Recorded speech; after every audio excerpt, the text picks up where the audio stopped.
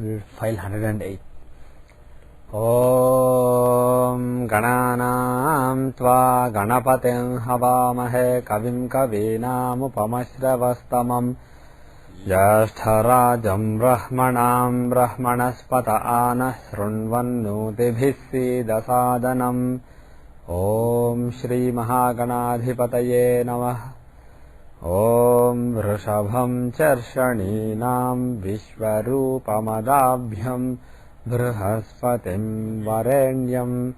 Om Tadvishno Paramam Padam Sada Pashyanti Sorayah Divi Vachakshuratatam. Om Shrim Hrim Mahalakshmyai Namah.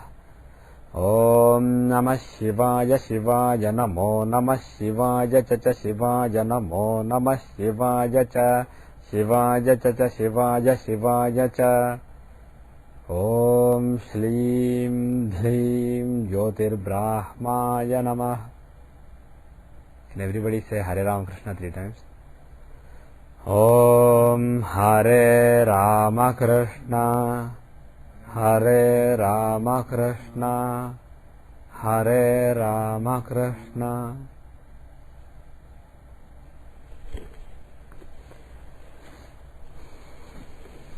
Okay, we will do Gandanta Jata Shanti Adhyayam.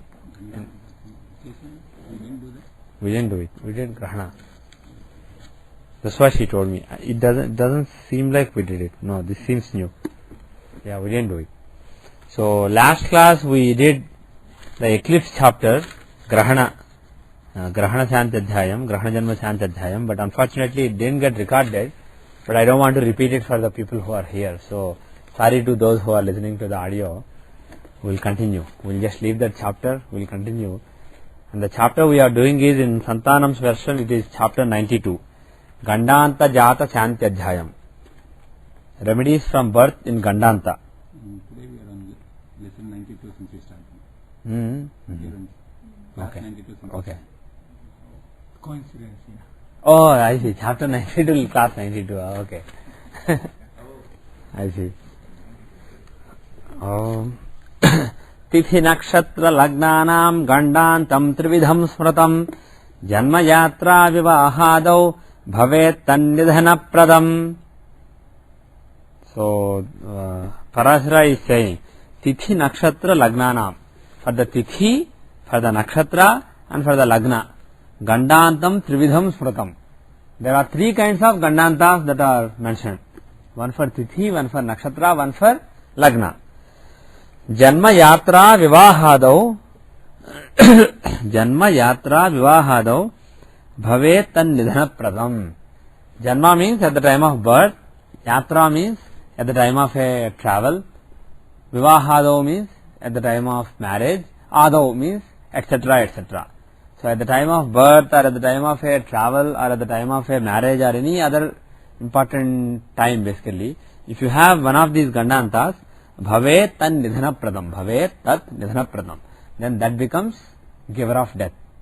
That basically becomes death giving. So basically, in other words, it's not auspicious. It is very inauspicious to have either Tithi or Nakshatra or Lagna in Gandanta. Okay? Now he will. Yeah, obviously he is talking about Janma, which is natal chart. Also Yatra Vivahadau. So obviously he is talking about travel and marriage, means he is talking about Muhurta.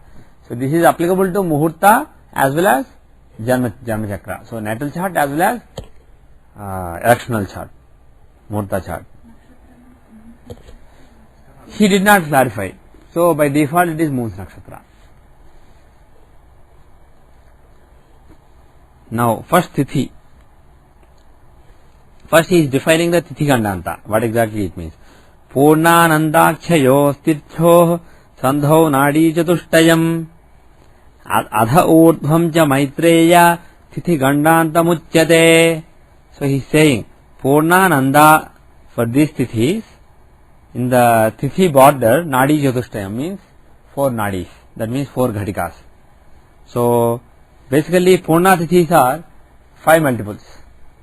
There are 5 kinds of Tithis. You can get the list from my book, Vedic Astrology and Integrated Approach. And the Nanda are 1, 6 and 11 basically. So you take the fifth tithi and sixth tithi. So basically you finish 5. You are starting the next 5. So that border between 5 and 6. Similarly, you finish 10 and you are starting the 11th tithi. So that border between 5 and 10 and 11. And again you finish 15. You are starting the 16th one, which is basically first again. So that border. So those borders are called the tithi gandantas. So those are very inauspicious. Basically end of Dashmi and beginning of Ekadashi. They don't fall on Rasi boundaries. What Rasi boundaries are you talking about? What Rasi boundaries? I didn't follow. When you said Tithi Gandanta, that is border of 5 and 6, 10 and 11. Fifth tithi and sixth tithi. The border of, we have 15 tithis, right? Actually we have 30 tithis, but if you take the Paksha, basically we have 15 tithis. So what he is saying is the border between the fifth and sixth tithi, that border is a dangerous border. If you are doing towards the end of a particular tithi, if it's not one of these tithis, it's not that bad. It's like Rasi Sandhi.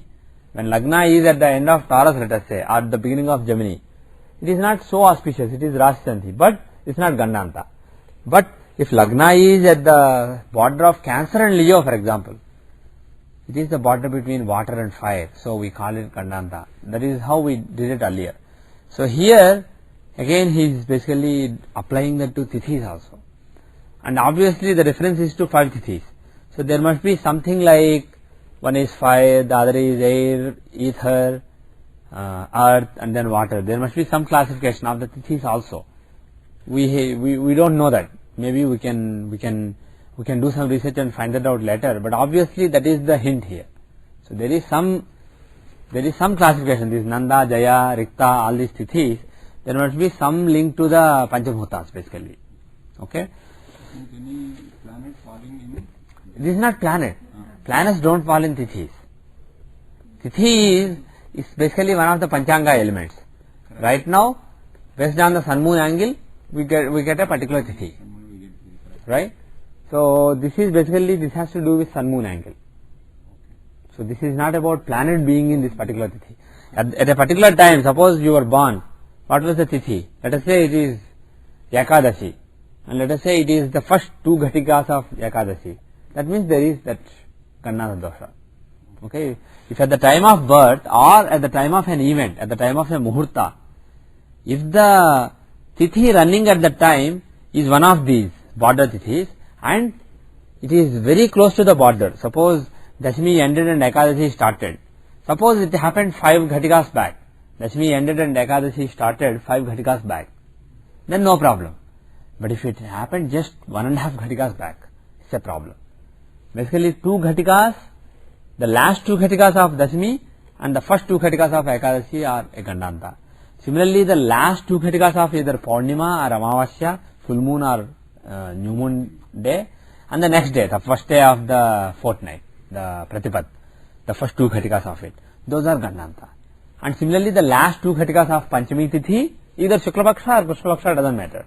Either fortnight, either waning or waxing fortnight. The last 2 Ghatikas of the Panchami Tithi and the first 2 Ghatikas of Shashti Tithi, those are Gandanta. So these are known as Tithi Gandanta. Tithi Gandanta Muchyate. So Adha Urdhvam cha Maitreya, before it and after it, O Maitreya, Tithi Gandanta Muchyate. It is known as Tithi Gandanta. So he is saying Nadi Jyothishya, 4 Ghatikas. So how much is 4 Ghatikas? Ghatika is how many minutes? 24 minutes. So 4 Ghatikas is 96 minutes. So 48 minutes on one side, 48 minutes on the other side. So that 96, 1.5 hour, roughly 1.5 hour period, that is critical. So you should not do things on those borders. Yes. Now, after defining the Tithi Gandanta, he is defining Nakshatra Gandanta. This we know quite well. What is the definition? Revati Dastrayo Sarpa Madhayo Revati Dastrayo Sarpa Maghayo Shakramulayo Sandhau Nakshatra Gandantam Evam Nadi Chatushtayam. So again 4 Ghatikas before and 4 Ghatikas after. He is using 4 Ghatikas as the time measure. And how? What are the nakshatras? Revati, Dasra. Dasra means Ashwini.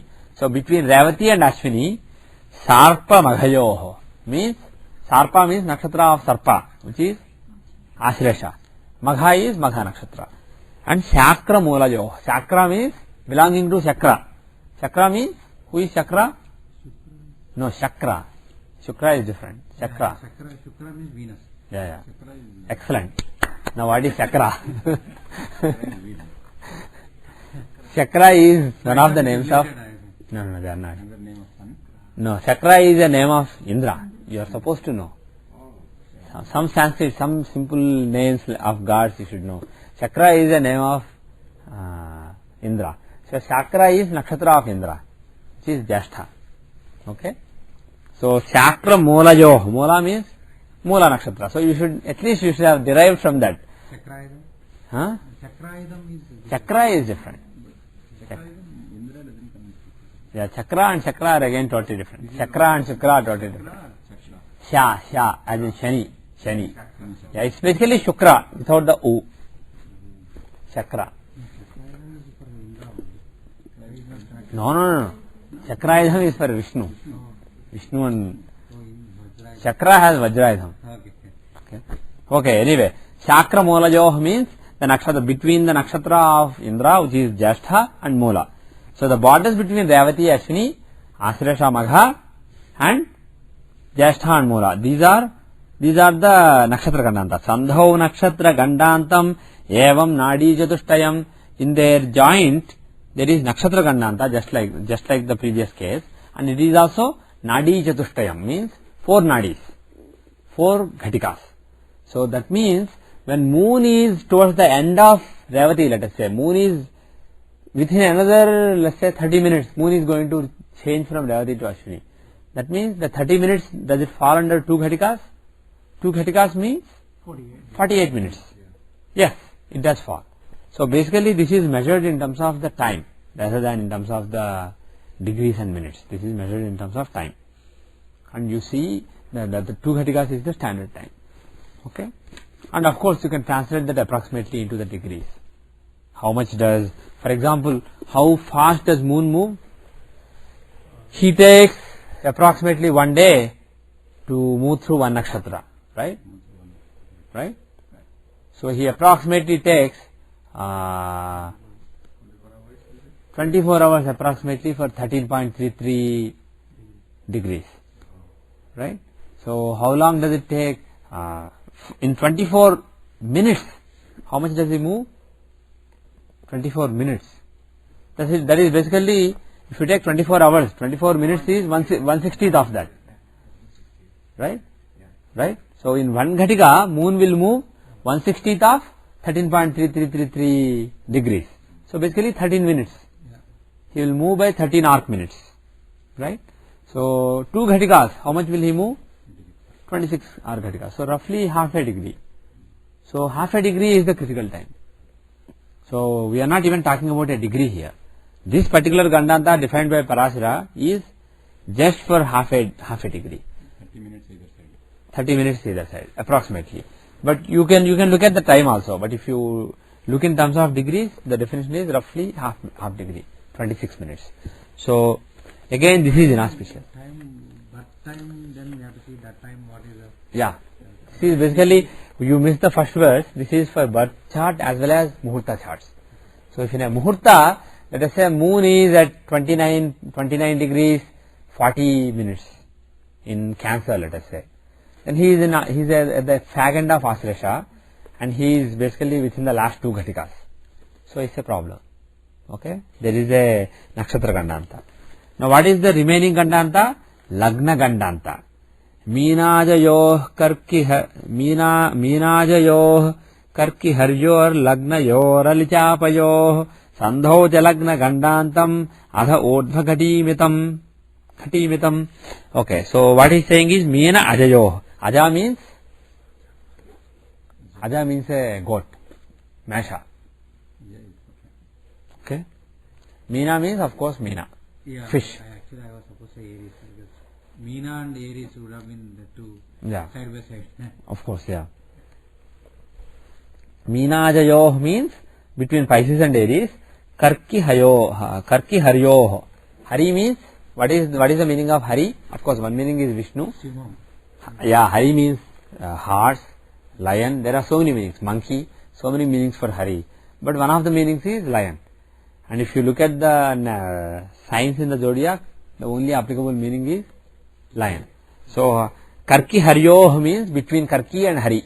So that means Karki means Karkatakam, Cancer, and Hari is Leo. So between Cancer and Leo, Karki Haryor Lagnayoh Ali Chapayoh. Chapa means Dhanus, Sagittarius, and bow basically. Chapa literally means bow. Ali means, now you can guess, Scorpio. Okay, so Ali Chapayoh is between Scorpio and Sagittarius. So the borders between Pisces, Aries, Cancer, Leo, and Scorpio and Sagittarius. These borders are problematic.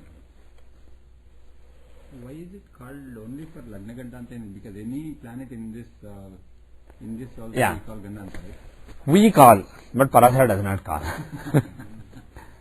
So Parashara did not mention, does not seem to have mentioned Jupiter being in Gandanta or Mars being in Gandanta. That is basically interpreted, that is our extension. Parashara is only defining Lagna Gandanta. He is defining Tithi, Nakshatra and Lagna. Those three things being in Gandanta. So let us see what is Parashara's definition for Lagna Gandanta. So he is saying Sandhaucha Lagna Gandantam, in their sandhi, in their joint, there is Lagna Gandantam, Adha Urdhva Ghatimitam. Adha means before and Urdhva means above it. Ghatimitam means limited to one ghati. So this is actually only one ghati, not even two ghatis like for moon. How much does it work out to? Let us do the math. It will be only roughly about Lagna will roughly move 2 hours in 2 hours in each. each sign, right? So 24 minutes, Ghati is 24 minutes. That is 1/5 of 2 hours. 1/5 of 120 minutes. So 1/5 of one sign. How much is 1/5 of a sign? Oh, you know what? Actually, that is wrong. He's been giving the total duration, not the duration in one sign. See, earlier he said Nadi Jyothishya, which means 2 nadis on this side, 2 nadis on this side, right? So this is actually both the sides together, one ghati. So in one side, the end of a sign and the beginning of a sign, it is only half ghati. So half ghati means 1/10 of sign. So how much is 1/10 of a sign? 1 dashamsha. So 3 degrees. So we normally in traditional interpretation we say 1 navamsha, but Parashara is explicitly saying basically 1 dashamsha. So the last 3 degrees and the first 3 degrees of these signs, the last 3 degrees of watery signs and the first 3 degrees of fiery signs, those are Lagna Gandanta.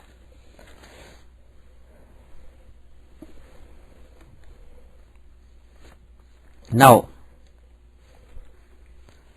Yeshu cha bhukta moolakhyam mahavighnapadam smratam indrarakshasayo sandhau panchashta khatikah kramat. So now he is saying, he defined all the 3 different Gandantas. Now he is giving some more guidelines. Here he is saying, Yeshu cha bhukta moolakhyam mahavighnapadam smratam. Among all these Gandantas that we have defined, abhukta moolakhyam, when you are in the middle of mola, basically when you have started mola but not finished it, that is abhukta mola. Bhukta means over, eaten. Abhukta means not fully experienced. So partially experienced mola, that is considered mahavigna padam smratam. That is considered to be very obstacle producing, very more troublesome. Indra Rakshasa yo sandhau, between the sandhi of Indra and Rakshasa, which is basically Jyeshtha and Mula. Mula is owned by Rakshasa, Daman, and Indra Nirriti basically is ruled by Damanas, Nirriti. And Indra rules Jyeshtha.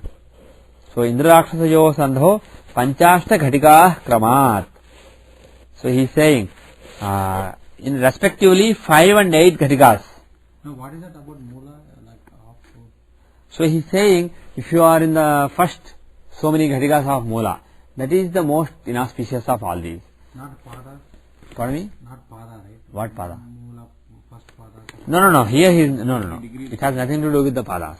Actually there is Abhukta Mola Shanti that comes later. So we will do, in the next class we will do Abhukta Mola in more detail. So for now, let us just take it for granted that Abhukta Mola basically means partial Mola.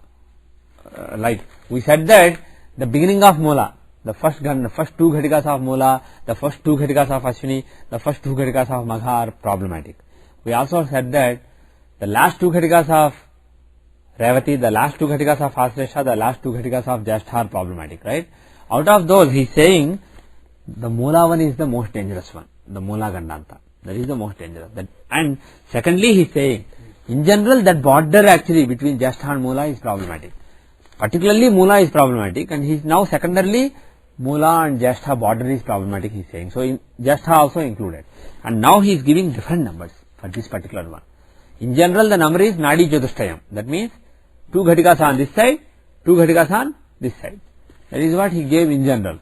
But here he is saying, for this particular Jyeshtha and Mula border, Pancha Ashta Ghatika Kramat. So he is saying 5 Ghatikas and 8 Ghatikas respectively. So in other words, Indra Rakshasa Yo. So he said Kramat means respectively. So Indra Rakshasa, the Jyeshtha 5 Ghatikas, the last 5 Ghatikas of Jyeshtha and the first 8 Ghatikas of Mula are particularly troublesome. So he actually expanded the, he made it much wider for this particular Gandanta. For others it is 2 on one side, 2 on the other side. For this it is more problematic. So how long in terms of time, in terms of moves degrees, how much will it correspond to? 5 degrees. 5 Ghatikas. 5 and 8. Yeah, 5 Ghatikas. How much is 5 Ghatikas? 120 minutes. No, forget the minutes. Let us do math in terms of hours. 24 hours is 13 degrees. 30 degrees. 13 degrees. We are talking about moon now. We're talking about moon. This is obviously moon Gandanta. For Lagna Gandanta, he would have talked in terms of science. So this is moon Gandanta, Chandra Gandanta, Nakshatra Gandanta. So 13 degrees will be traversed in 24 hours. So in 1 Ghatika is basically 1/60th of 24 hours, right? 24 minutes. That is 1/60th of 24 hours. So 1 Ghatika, we earlier said, he traverses 13 arc minutes. So 5 Ghatikas means 5 times 13, approximately 1 degree. So the last degree, moon in the last degree of Scorpio is dangerous. And what about 8? 8 times 13, how much is that?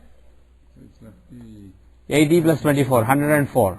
So roughly 2 degrees. Actually 1 degree, 1.6, 1.7 degrees.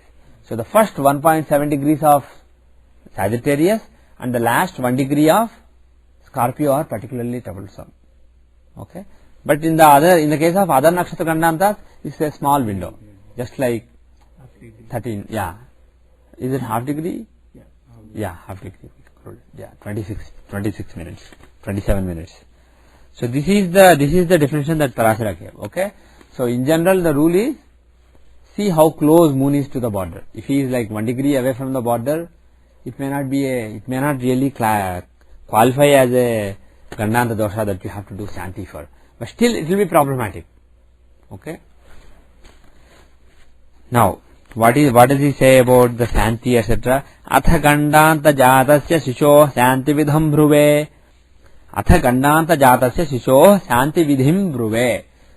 Thus, for somebody who is born in the Gandanta, for such a baby, the way to do the remedy, I am going to explain. Gandantakala Jatasya Sotakantya Dinepita. For somebody who is born in Gandantakala, Sotakantya Dine Pita. When in the beginning, basically there is a Sotaka period, there is a Jata Shocha period. There is a period, basically there are certain number of days for which you don't do any auspicious thing. That is considered inauspicious. What? In some families 11 days. Yeah, in some families it is 11 days. There may be different traditions, but basically this is the Jata Shocha period, Sotaka period. So this is the period of the inauspiciousness due to the birth. So basically the dirty period of birth is considered to be around 11 days or so. So he does not say how many days, but he says till the end of, once the period ends, do it immediately, he is saying. Sotakantya Dine Pita. On the end day of the Sotaka, father should do this. So this is one remedy where he is saying just do it as soon as you can. He would have suggested even during the Sotaka, probably if auspicious things were allowed. Because auspicious activities like pujas are not allowed, he is basically recommending ending till the end of that period. Shantim Shubhe Niva Kuryat. Now he is saying, okay, if you can't do it, Shantim means remedy, Shubhe Niva Kuryat. Or do it on an auspicious day. So he is saying if that particular day is not considered good, maybe wait for a good day. But he seems to suggest that this should be done as quickly as possible. Va kuryat pashyet tavannatam shishum. Pashyet tavannatam shishum. Father should not see the child until then, he is saying. So father should get this performed as early as possible, and until then should not see the child. And what are the remedial measures? Vrushabham tithi gandante nakshatre dhenume vacha. In the case of a tithi gandanta, vrushabham means what is a vrushabham? Ox, a bullock. Okay. What about a bullock? Maybe donate. We will find out when we read the next line. But he is saying in the case of tithi gandanta, an ox. In the case of a nakshatra gandanta, dhenu means cow. Cow in Telugu and cow in English.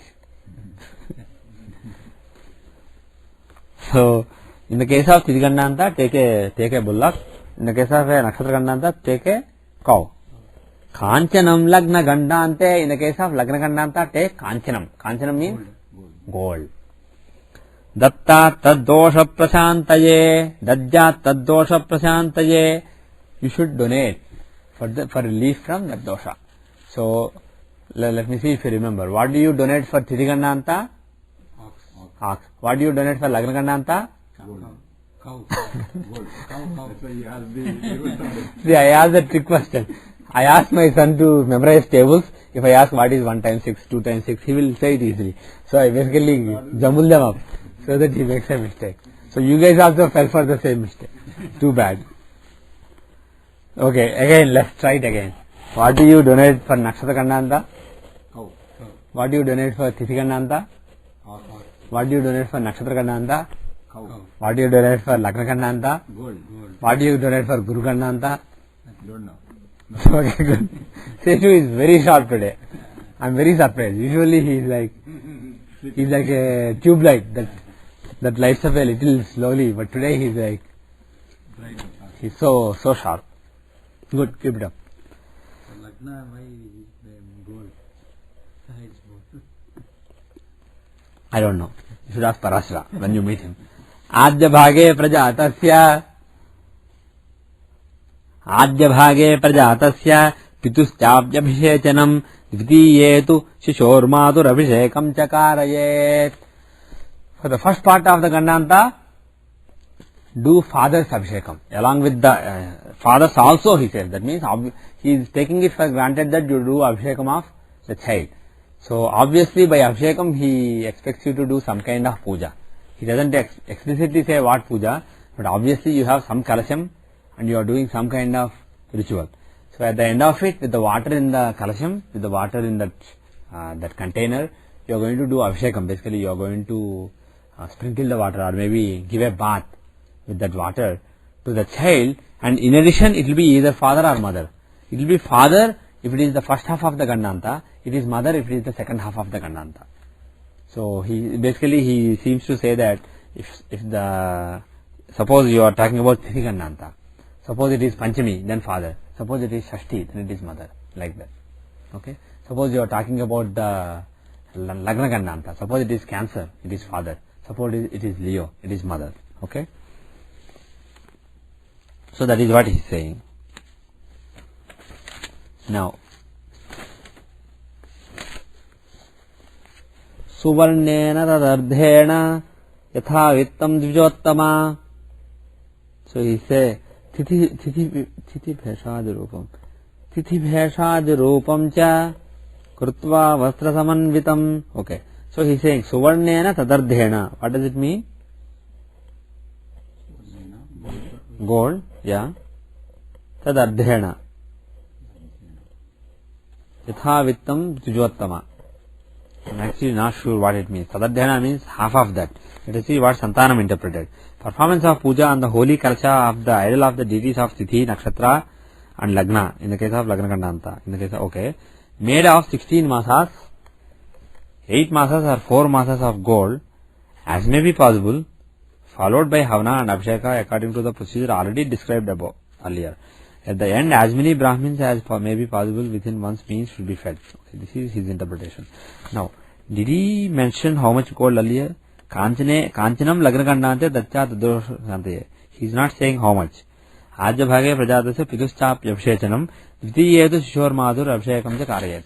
So nothing specified. Suvarnena tadardhena yatha vittam dvijottama. So this only means with gold, half of that.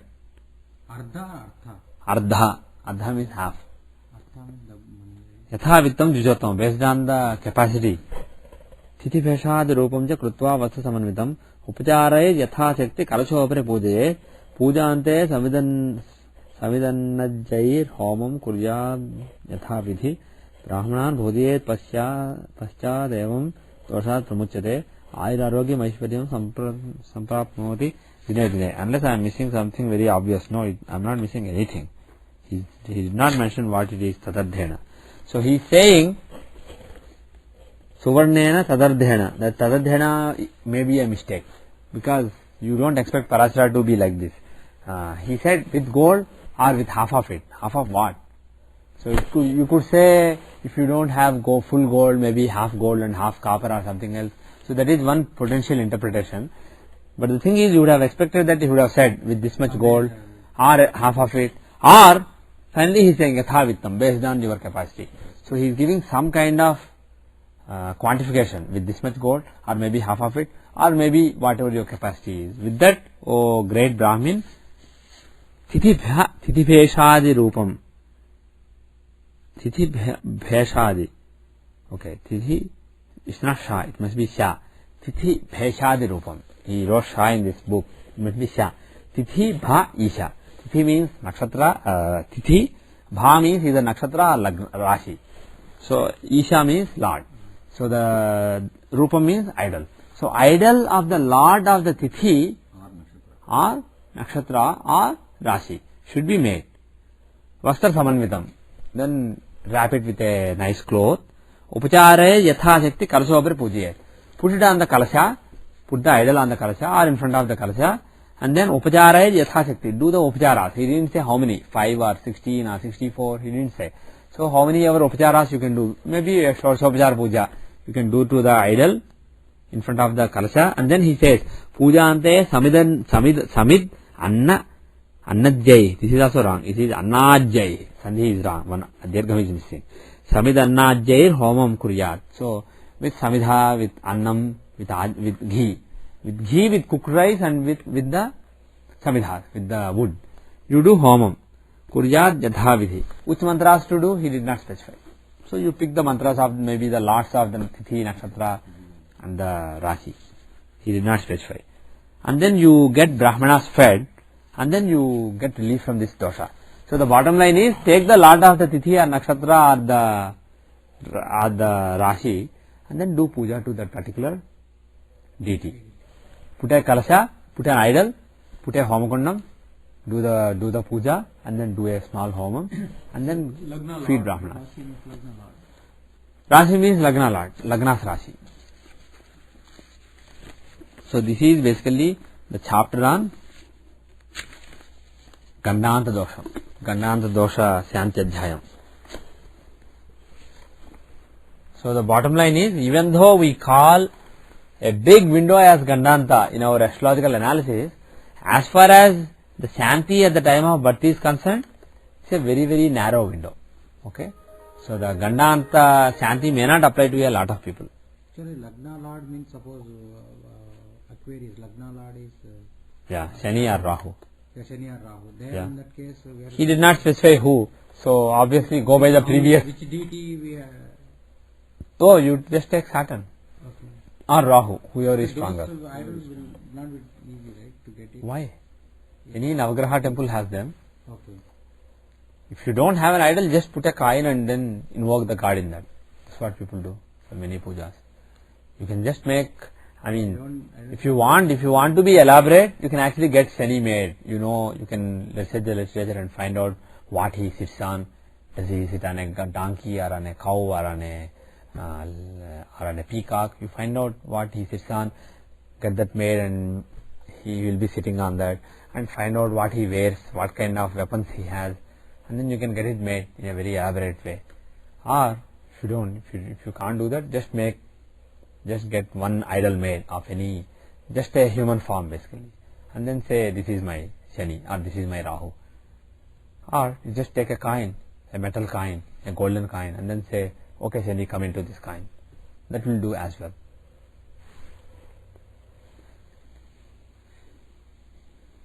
Okay, we will stop and restart. Basically all the mantras that are in the Ganpati Homam document that I sent, basically I read them out. Actually the way I read them out was, instead of just reading the mantras, I just said, okay, now take some water, say Om Keshvaya Swaha, like that. I basically gave some minimal instructions. You have to have the document also, go through more detailed instructions, but there is some minimal instruction in the audio and then the mantras. So you can basically play it along, and then you can just do the homam while pausing it in the middle and then doing something and then unpause. So that resource will be available very soon. The recording is over. I just have to rate convert, and I'm just waiting for a good time to distribute it. Actually, it was interesting that I recorded it a while back actually on an iPod, but the person who owns the iPod never got the chance to copy it and then give it to me, and then the wire seemed to be misplaced, so the wire to connect the iPod to the computer, so that never basically saw light. And then when I borrowed this equipment, I recorded the Ganpati Homam, I started it, and what happened? I think I did 10 minutes and then the battery was dead. And another time the first time I recorded the whole thing, but at the end of it didn't record. Maybe instead of mic I put it into the other jack, which is basically the same size.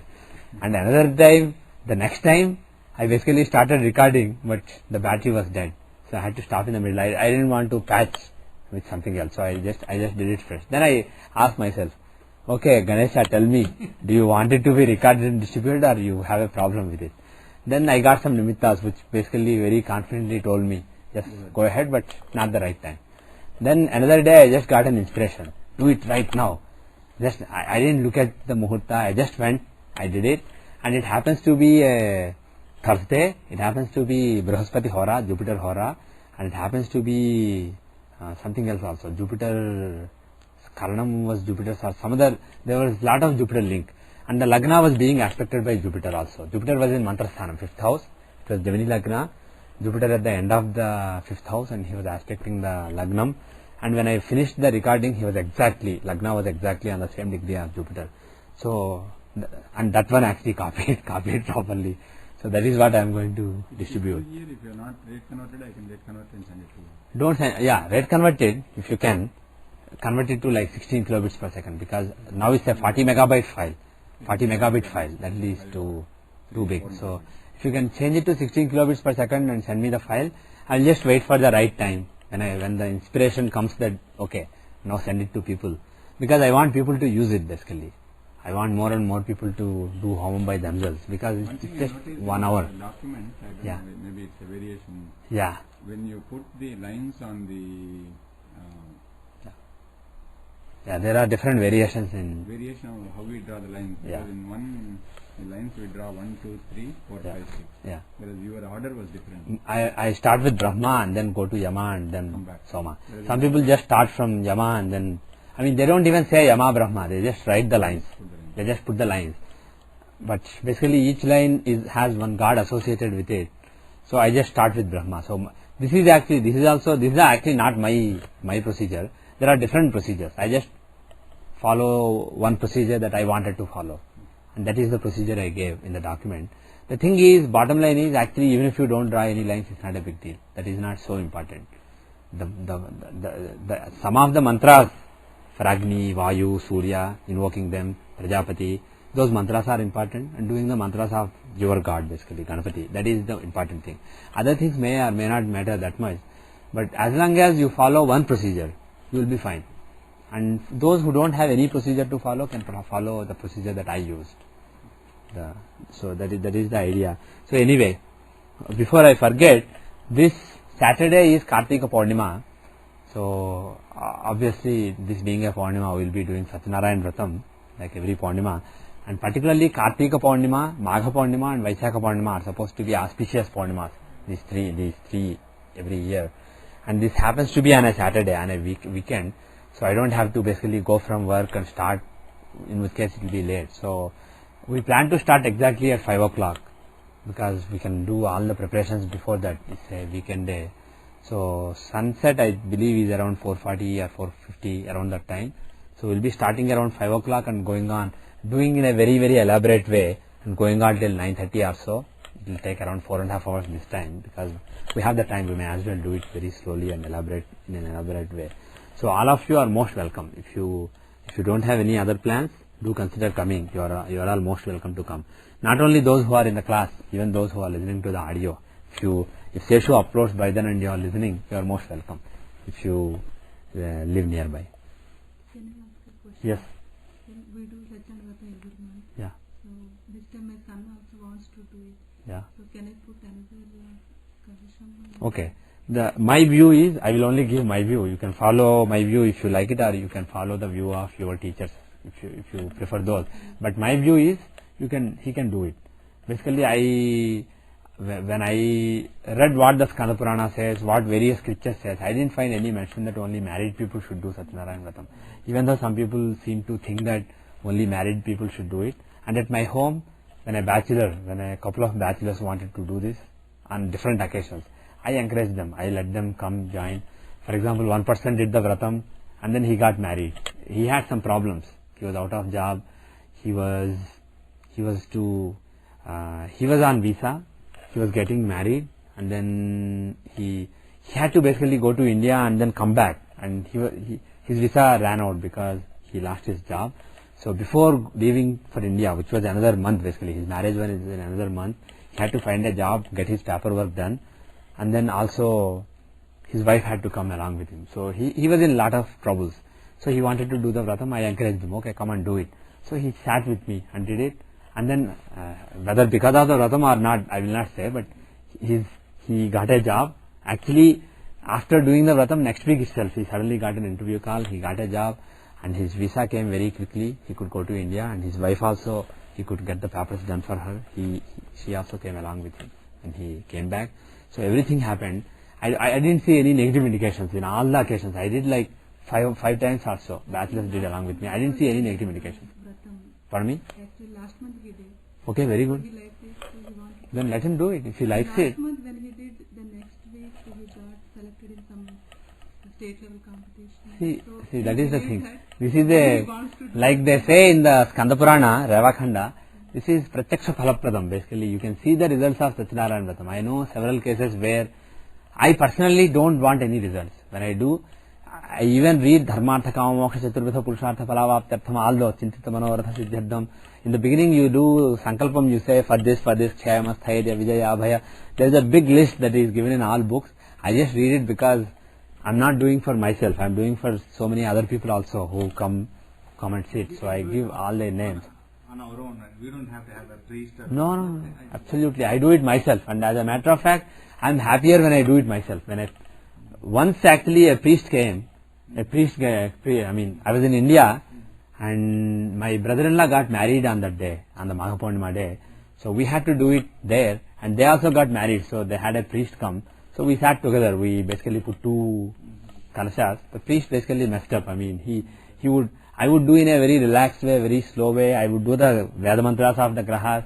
He would just do Om Aditya Namaha, or he would do Japakum Sankasham, and then he basically does in a very, very simple procedure, the priest. Most priests in Andhra, they just do like 1 hour, 1.5 hours, and then they take 3 hours to doing the story. There is a story at the end, and then they spend 3 hours on the story. They do it in a very like bedtime story, and then within the story they go into some other story, and then they show you all their scholarship in the Puranic stories. That is how it goes. What I do is I just do in 5 minutes the story, because I know the story anyway. And the thing is, the story has so many hidden meanings in it. We are not going to cover it in any way when we read it as a story. So I just read it in 5 minutes, and I would rather, if I have a budget of 4 hours, I would rather spend the 4 hours doing various mantras. If I have only 2 hours, I would rather spend almost those 2 hours doing the mantras. So I feel happier. Actually, the inner satisfaction that I get is also much better when I do it myself. So if you can do the mantras, I would suggest you do it yourself. And as a matter of fact, some of my friends requested me to record this and make it available. My only problem was all the graha mantras, most mantras I know the swaram, the intonation, ups and downs. There are 3 mantras of Dikpalakas, the Akshadikpalakas, the rulers of the directions. For those mantras I don't know the swaram. Unfortunately I searched but I could not find.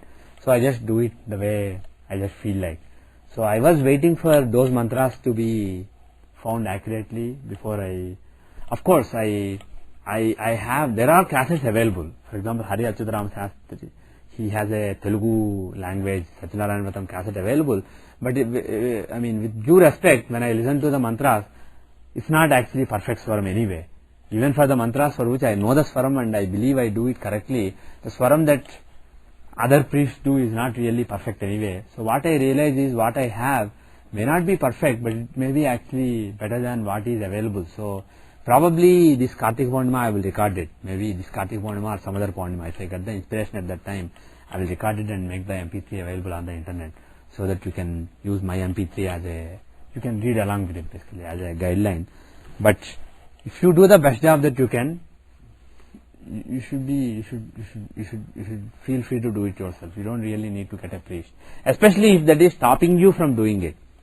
If the alternative is between not doing it or getting a priest, having a priest come and then do it, I would rather suggest just do it. Even if you don't read the mantras perfectly, at least if the devotion is right, you will get half the result anyway, or maybe even more. In the case that she asked, do you put separately for your son? Yeah, you can put. If you and your husband are doing, your son can sit along with you and he can also basically take part. That is one way. And if he is old enough, if he wants his own kalacham, his own everything, you can put another pitham. You can put everything basically. He can basically replicate it, and he can do. And when we do, basically sometimes we get several couples each do.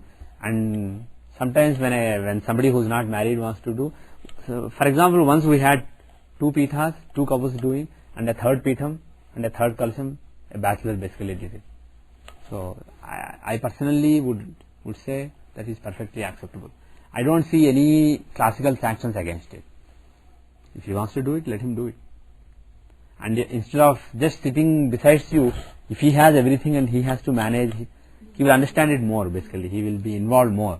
So let him have his own pitham. That is good. And for I'm thinking of coming. yeah, you are most welcome to come. All of you, if you don't have any other activities, you are most welcome to come. 5 o'clock. I will start at 5 o'clock. That is the plan. Maybe 10 minutes plus minus. Basically, it will be any time after 4:50. That is when I believe the sunset occurs, and I do immediately after. I do after sunset basically. That is my formula.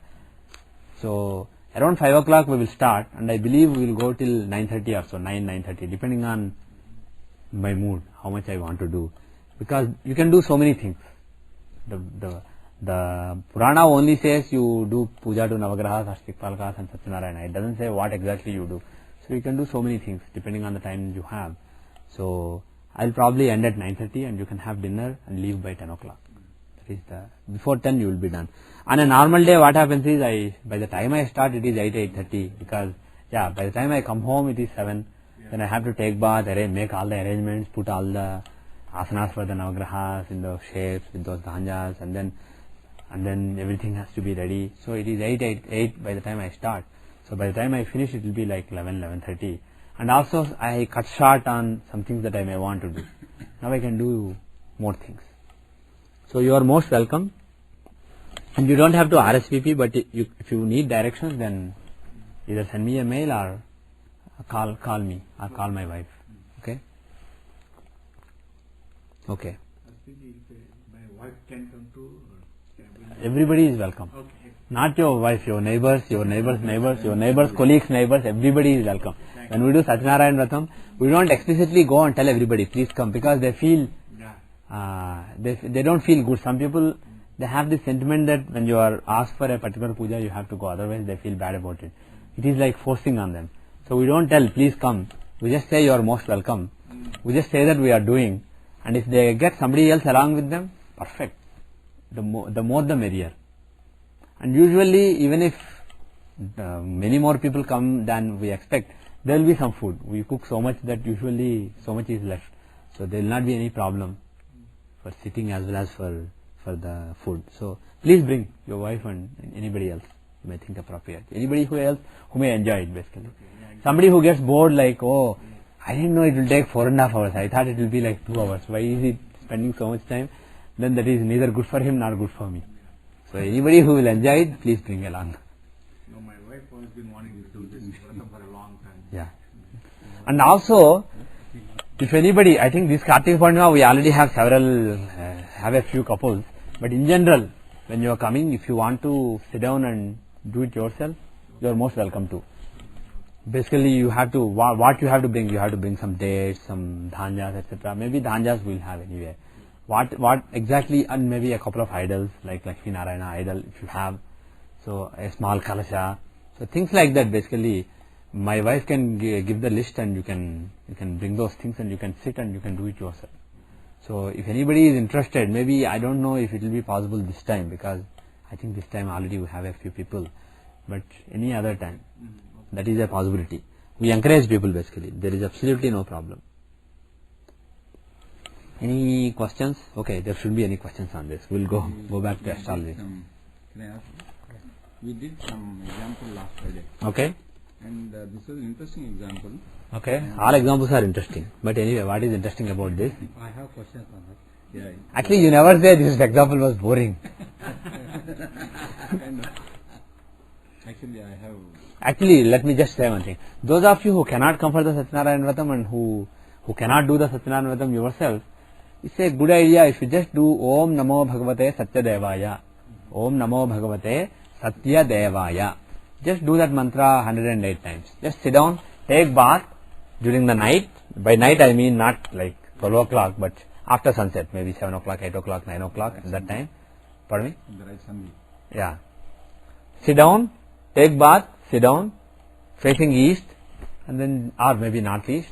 Just do Om Namo Bhagavate Satyadevaya 108 times. You get, I mean, it is almost equivalent to doing Satyanarayana Vratam. So this is something you can do on every Purnima. Very important. Yeah, especially this Purnima. This is a very, very powerful Purnima. And the thing is, so many planets changed and are about to change signs. Rahu Ketu changed recently, Jupiter changed, Mercury changed sign, and then he is going to change back. He became retrograde at the beginning of Scorpio. Saturn is about to change, or maybe he changed, I don't know. I'm not following these days. Yeah, Saturn is about to change from Cancer to Leo. So everybody is on the move basically. I had this accident. Yeah. They said yes, I was the one who was faced this time. So happy. Yeah, don't be too happy too soon, because he'll go back. Wow. 3 months. But next June he'll be completely gone from your 8th house. So the thing is, so many planets are on the move. So a lot of people will experience a lot of changes in life basically, potentially. So it is a good time to pray at such important times. Yeah. So because Kartika Purnima comes at such a time, it is a good time to pray. Sorry, I think you have to shift the function key. Oh, you are not able to see. Yeah. Festival also starts, Yeah. The Kartik festival starts on the same day. Same example, right? Yeah, same example. What happened in this example is, if you... Okay, first give the data. It's there as Anand. There is Anand. Yeah, open Anand, second one. Second two. Anand. Huh. There is no .jht, but still it opens. Cool. I didn't know that. Or it is not showing. JHT must be there, right? It may not be showing. Oh, yeah. Your settings are basically don't show the extension. Okay. What happened is the time Wow. is 11:42, but the original time that they gave me was 11:20. So we worked on. Wow, you guys changed it by 22 minutes? No, we didn't change it.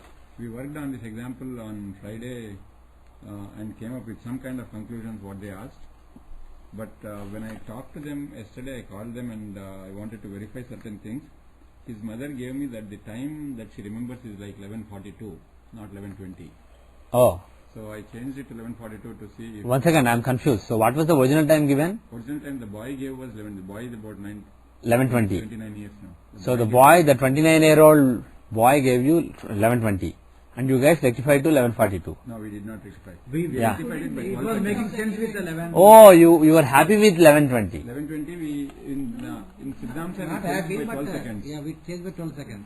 In Siddhamsa Yeah. we made change by 12 seconds and that was making sense. Yeah, But yesterday when I talked to his mother yeah, to get some clarifications about because we were rectifying it through parents.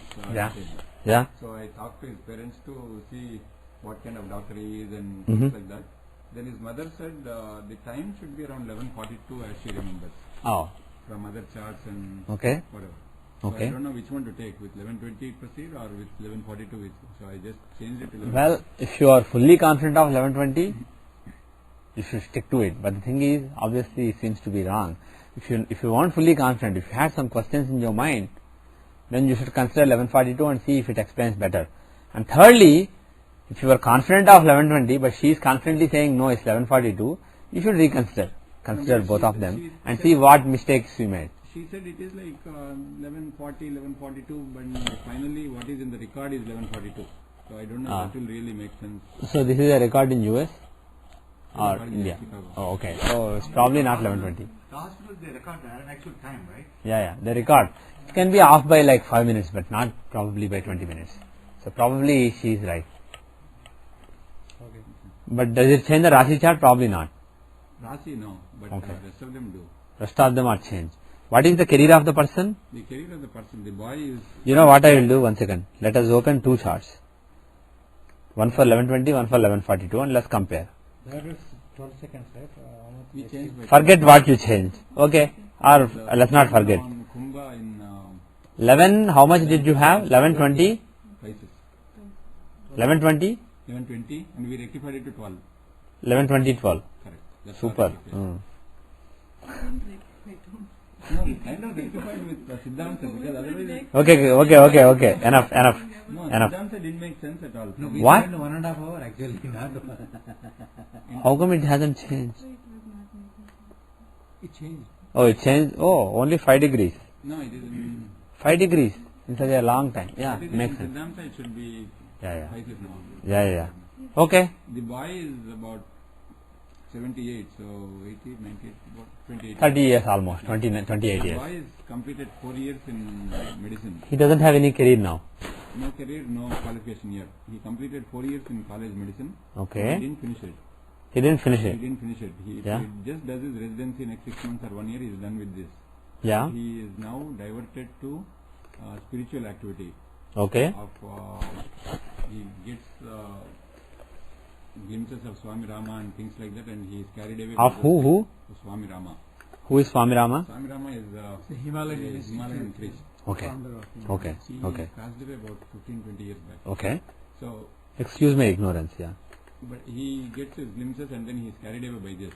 Okay. So he is now wanting to pursue sadhana on a full-time basis, Okay. not get into medicine. Okay. Excellent. Both the parents are doctors. Yeah. They want the kid to be medicine. But he doesn't So want to go. 2 doctors are not enough in the house. Okay. So they want the third doctor and they want the kid to be a medicine doctor and he is not into it. Yeah. So there is a tussle going on and they want to know. Okay. Interesting. Boy Very also interesting wants- chart. Okay. Boy also wants to know what will I do, and he doesn't have a guru yet. Hmm. He has a guru in his glimpses, but he doesn't have a formal Right. to interact with. Right. And he is looking for guidance and what is the sadhana and where can I go and things like this. And he Hmm. doesn't want to do his medicine. My Lord is with Jupiter. Okay. Go ahead. And the parents are doctors, and he had an affair in 2003 and engagement also in 2003 that broke. Hmm. What? I didn't pay He attention. had an engagement Yeah. in 2003, marriage engagement, and that broke. Hmm. Okay. And looking at it, Navamsa, that 11:20 time, it made full sense that it will break. Okay. Good. Okay.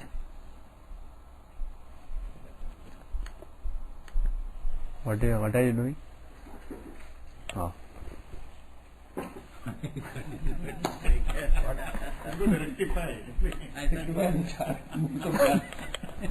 On the way. Okay. So let us see. Okay. What divisional charts did you use? What is your logic? Our logic is we Lay down your logic. See, we first looked at Rashi chart, then we went to... Okay, Rashi is same both the ways. Yeah. Then So let us then forget we looked at Rashi. Upada Lagna and then how strong it is. Okay. Then how Excellent. it So let us do that. is broken. His marriage is broken. went to and, Navamsa. But if the marriage is broken, No, engagement is Engagement is broken, not marriage. engagement is broken. Almost like he's not. And are there any chance of getting remarried, like another second So engagement? we looked at first marriage that would break and second marriage also didn't look that it's going to last. No, wait. Do you know that the engagement that broke is first marriage? How long was the engagement? That is another one question we had in our. I didn't ask them that particular thing, but how long it was. But so that's why the engagement becomes a first marriage. Not necessarily. Not necessarily. Marriage is basically a commitment between two individuals. But how serious it is? So the thing is, even if they weren't engaged, if they saw each other and they really committed each other within their mind, basically, if they committed to the other person very strongly for a considerable duration, it would become a marriage. And even if there is an engagement, there is no serious commitment, it wouldn't become a marriage. So the thing is, just because it's an engagement, you can't conclude that this is first duel.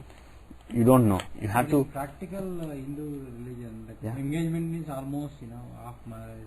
You are right, but the thing is, again, how serious were they? How big a deal it was, and how was the commitment? Basically, apart from the tradition and the custom, and what parents are thinking, what is the person thinking? Did he think of it as, okay, this is it, this is my wife? Did he think in those terms? So it depends on that. So you can't really conclude that this is the first marriage that broke. That is point number one. Now, so what is the Navamsa Lagna what is the Dasha that you should use in this chart? Disaptism. Cool. You guys noticed it. So we after half an hour spent. What? Half we an went half an hour. hour with Vimsotri and then we said, okay. But Vimsotari was also making sense. I It guess. should make sense, but let us stick to the best Dasha. No, then we should. Visuptati Samadasha. Yeah. But I don't think we analyzed all the things in that this. No, Disaptism we looked. Yeah, Vimsotari it was more making sense actually in the beginning. Okay.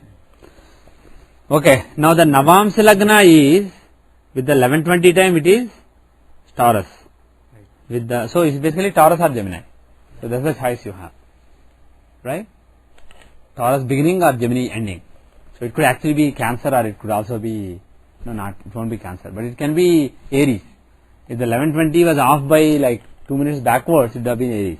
So Aries is also a possibility, but let's say Taurus and Gemini are the possibilities. So when did he get engaged? You said 2003. you probably saved notes. You don't. You should start saving notes. I saved here. That is not good enough. That can get lost. If you save it here, along with Anand.jhd, Anand.txt will be there. So whenever you copy all these files to your new computer, it will be intact. So make it a habit to create notes. Okay. Now when did he? Okay, refer to your hard notes and then tell me. When did he? 2003. 2000? 2003 when? When in 2003? I do not know that. Okay, sometime in 2003. So probably towards the end of Mars Dasha. Towards the end of Mars Dasha, there was an engagement and also it broke. Okay, does it make any sense? With the Gemini Lagna, does it make any sense with Taurus Lagna? It is 42 or 20? This is 20. Gemini is 42. No, Taurus is... Oh, Dasha you said. Okay. no, because this Both is Mars Dasha, okay? Both of them... No, it is- timing you said with Gemini was 11:20, right? Yeah. 11:20 time is with Gemini. How can 11:20 be Gemini and 11:42 be Taurus? It can't move backwards. So 11:42 has to be the next time. Yeah. It has to be 1 or 2 signs after 11:20. So when I said Taurus and Gemini are the options, obviously Taurus is with 11:20, Gemini is with Why are you 11:42. getting on the back? Because we got with 11:20 being Gemini. Yeah. Why are you What do you mean? You got 11:20 Gemini? correct? But this is Navamsa, right? I know. Navamsa. We got it in Taurus. In Taurus? We thought 12 was so many. Oh, we said 8. Yeah, 12 houses were Yeah, so many. right, Yeah. right. Okay. So Taurus Okay. was 11:20. So the engagement broke in Mars Moon. Both the ways it is Mars Moon. Right. Mars Dasha, Moon Antardasha broke the engagement. Does it make sense? Actually, here sixth lord is Mars. Yeah. In this case, Mars is in Jewel, Mars is the 7th lord, Mars is also the 12th lord. Exchange also, Mars, Moon, exchange. Yeah. Parivartana is there. 3rd and 12th lords Parivartana, okay. Okay. And then, why you said, You said it will break because you have 8th lord in 7th house. 8th lord in 7th house, okay, but why in this period? So 8th lord in 7th house means what will break? The first marriage will break? Marriage will break. Okay, that's a very risky proposition, risky statement. Just because 8th lord is in 7th house or 7th lord in 8th house, you can't say that marriage will break. That marriage may be troublesome. So you can't conclude that, see, he had a very short, very quick kind of engagement. I mean, an engagement which basically broke very quickly. We don't know how long that. Oh, you don't know, We okay. don't know that. See, actually then you are on very shaky ground without knowing that. You are really on very shaky ground. I don't understand. This is the word affair. Yeah. It's an engagement, right? Right, this is an engagement, but the thing is, if it's like, okay, both the parents saw each other and then decided, okay, let them get married, and then they got engaged, and let's say after 1 week they say, well, oops, mistake. And it's not really, it won't really show up in the Navamsa as a big deal basically. It's not a big deal, it's a small deal in that case. So basically it sounds to me like you don't have enough information to draw the correct judgments on Navamsa. If you take the Gemini, Mars would be the 6th lord. So during the Mars period, getting married or anything relating to marriage is very unlikely if you take the Gemini, right? But the thing, okay, let me here show it. Mars will give Moon results. So Moon, like Mars is being 12th house, Yeah, can give end to that. right. It makes sense. But what I am saying is, during Mars period, Moon sub period, some kind of setback relating to marriage is also possible because both of them are associated with A8 and Mars is 6th lord. He is a functional malefic in the Navamsa and both of them are associated with A8, right? Right. So some kind of setback in the dharmic life or marital relating to marriage is possible. So basically it makes reasonable sense with both. You can't use just this event, especially when you don't know about the event in detail. We spend more time. So let us go to Vimshamsa and Siddhamsa. Those are the key charts if you ask me. So can I ask you a quick question about a general question here? Forget Dvadashamsa. Why do you want to go into, why do you want to go to Dvadashamsa? Because we know for sure the parents are both doctors and they are, we know them. Yes, then you can use Dvadashamsa. But what I am saying is, the event in question itself is Vimshamsa and Chaturvimshamsa. And also those have much narrower periods. Right? So those can be great clues. But because you said you know about the parents, let us go to Dvadashamsa just for learning. But if you are rectifying, I would just take D20, D24 in this case. Because you have very crisp events, very father being this doctor or that doctor, again in the chart, you may not be able to know. You may be able to only know he is a doctor. You may not be able to know he is a gynecologist. He specializes in this. He lives in this town. You may not be able to know all that. You could be in psychology. But listen to me. Siddhamsa, he was on good education basically. He was going to be a doctor. But there is a big setback. He doesn't want to complete that education. So it's a huge event. It should show up in a big way in the Chaturvimshamsa.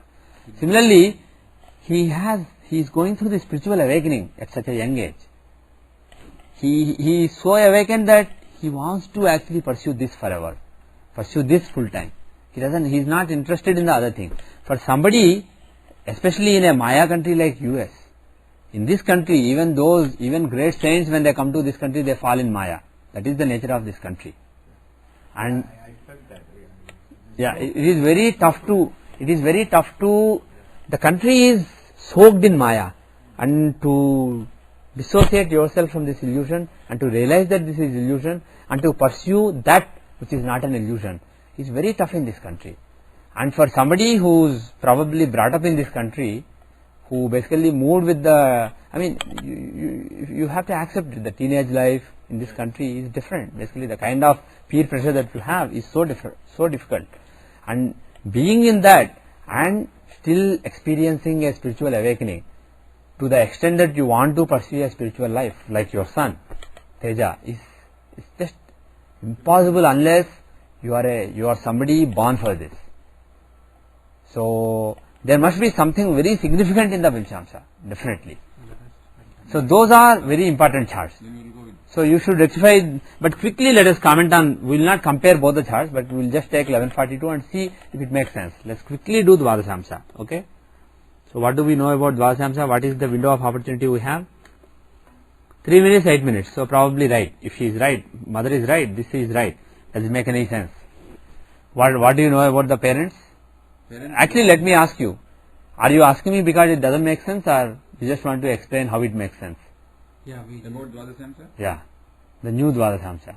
actually It's 1142. If Venus in 10th Lord, if 7th Lord in 10th house, actually Dvadashamsa, why you want to open? Because you have a question. You want to ask about father or mother? No, we wanted to ask about kid. That's all. We don't want to ask. Okay, let us forget Dvadashamsa then. Let us go to Vimshamsa, Chaturbhimshamsa, D24, D20. Okay. Now, in the D20 chart, 1142 gives you Aquarius Lagna, other one probably Sagittarius or Scorpio. So we have either Scorpio Lagna or Aquarius Lagna. Those are the two possible Lagnas. Okay. And what Dasha is he running right now? Actually forget the Drisapta, actually why forget, let us use it. He's been, from 2004, he's been running Mercury Dasha. Right. And when did all this start? 2006, right? 2006 is when he left it. But when did he start getting those visions and becoming interested in the spiritual reality of this universe? A few years before this. Probably 2005, 2004. So probably Mercury Dasha, onset of Mercury Dasha brought some spiritual awakening in him. Spiritual interest was brought in. And some visions, etc., some experiences, some inner experiences also started with the onset of Mercury period. Okay. Now, that is one data point. Now, does it make sense with both the charts? Makes sense with both the charts, doesn't it? What is the house of spiritual search? Search for truth. 8th house is a key house. And if you take the Aquarius Lagna, 1142, oh, by the way, I didn't mention the time, data. The data is March 27, 1978, 11:20 or 11:20, 13 or 12? 11:20, 12 or 11:42. These are the two times. The time given by the boy was 11:20 and the class changed it by 12 seconds to 11:20, 12, and later mother clarified that it's actually 11:42. Okay, and the place is Chicago, US.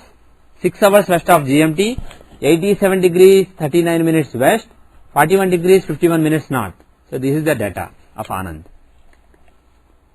So Mercury Dasha seems to be important, and with Aquarius Lagna, Mercury is the 8th Lord with the 7th Lord Sun, and with Rahu and Ketu, with the Lagna Lord Rahu and Ketu.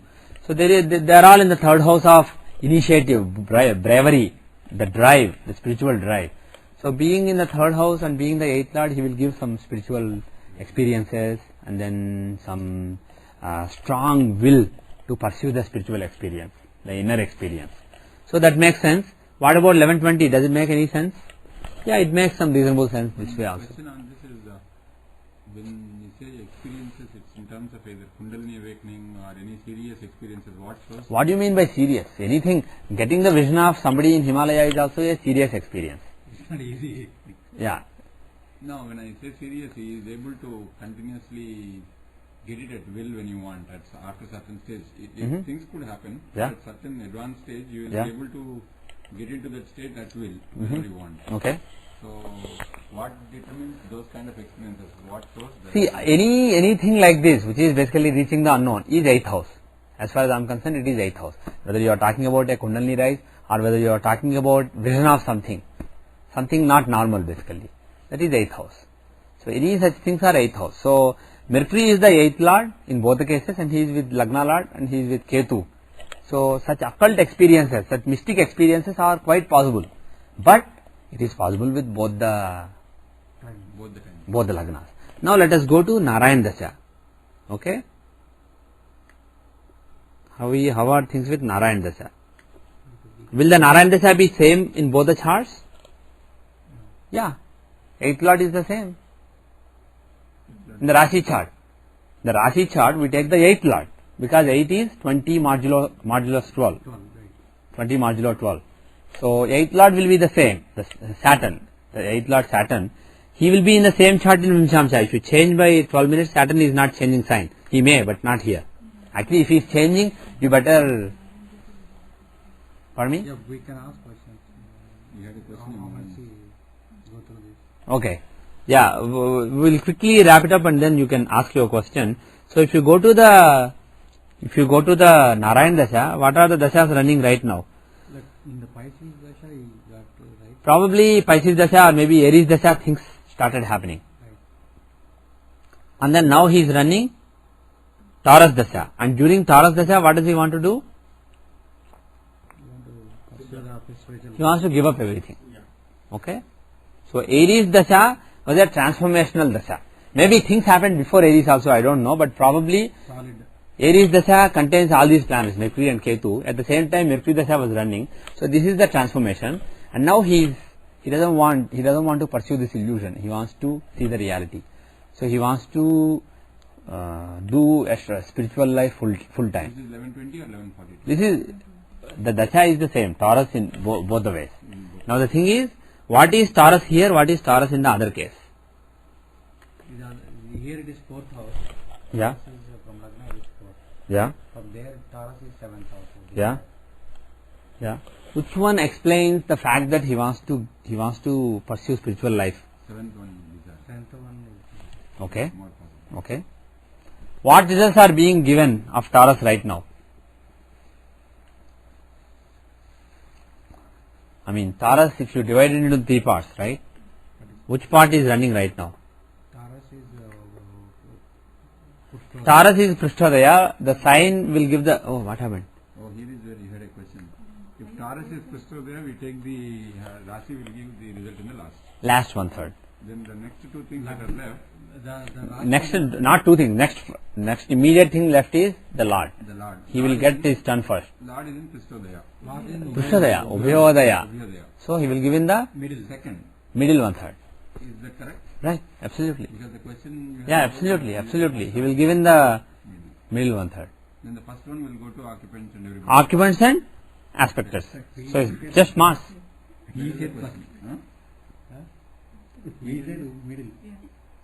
Who? We want. No, I said middle too. Okay, we all said middle. Okay. So Mars is going to give the results. Okay. Mars is going to give the results in the current period. This is the period when Mars will give the results. Right. Okay. Until 2008 November. Okay. So Mars being main peak. Mars being the Lagna Lord in the 7th house, in the 9th house from Arudha in A9. Does it explain pursuit of a spiritual life full time better, or Mars being the third Lord and 10th Lord being in the 4th house, And with the aspecting the 10th house? Basically 10th Lord aspecting the 10th house. and then A6 being The earlier one will make more sense. Why? As a Lagna Lord being in the, because Yeah. Lagna Lord it will possibly give him some new beginning also. Okay. As a Lagna Lord he can give new beginning. Okay. And there is a good blessing with A9 too. Mm-hmm.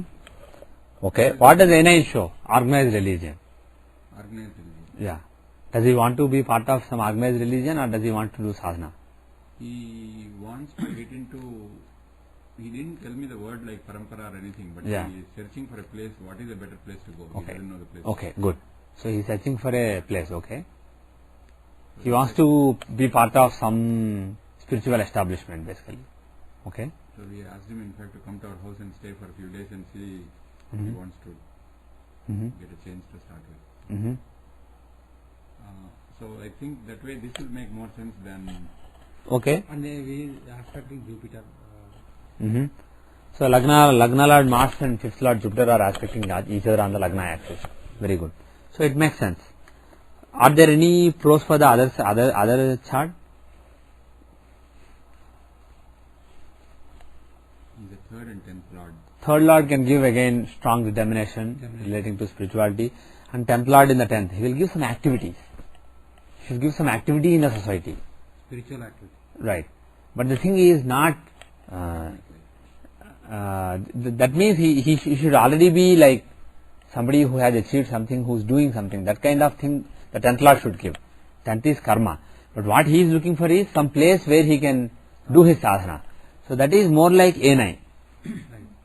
So to me also what you said is right. I agree with you. The other one makes more sense. 1120. Okay. Now what about the Siddhamsha? What are the possibilities here? But here, right, if you see that other 1142 time, Yeah.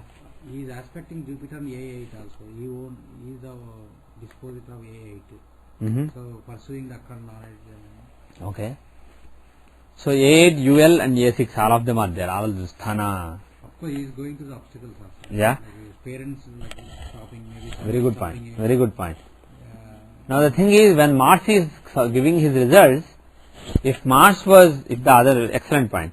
So if the other chart was correct, Mars being the Lagna Lord involved in a Rajyoga with the 5th Lord Jupiter, being in A9 in the 7th house, she should have given, except that Mars is in Manakaraka Sthana, it would have been relatively easier to find some place.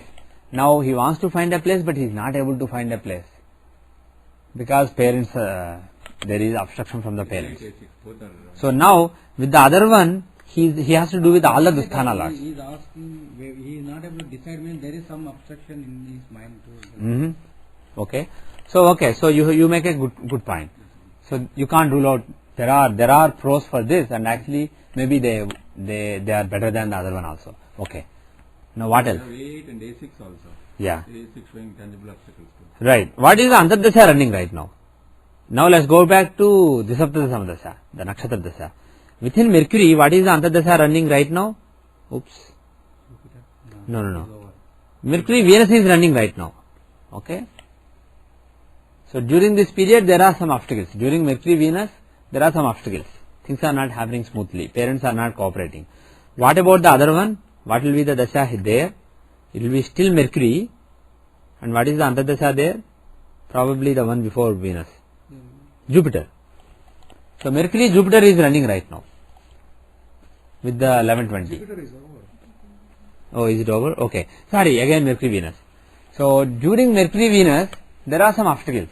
He wants to pursue. So during this Mercury, Venus period, he wants to pursue some kind of, he wants to find a place, find the right guru. But there are some problems in getting that. Can you explain that with Venus? Here? With Venus, the other charts make more sense from his point. Because Right. in this case here, He is the 7th Lord is...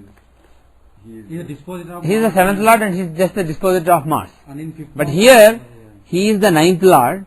That is why actually, even because Venus is the 9th Lord, he wants to find a guru and find the right place to be in. Now also is a dispositor of A6, so he is showing he can give the tangible...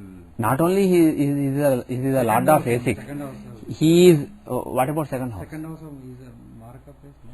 Well, not necessarily here, but he is Badhaka Lord. Exalted Badhaka Lord. Badhaka Lord, if he is exalted, is it good? No. So being the exalted Badhaka Lord and being the A6 Lord, he can give some obstacles and some problems that can't be explained, inexplicable problems, obstacles. So the fact that Venus is giving some obstacles in spiritual pursuit makes much more sense with this.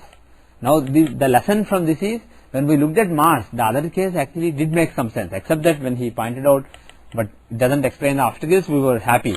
But the bottom line is, even if you ignore that factor, just looking at the Dasha Lord for something that is happening for a year or 2 years is not the right thing.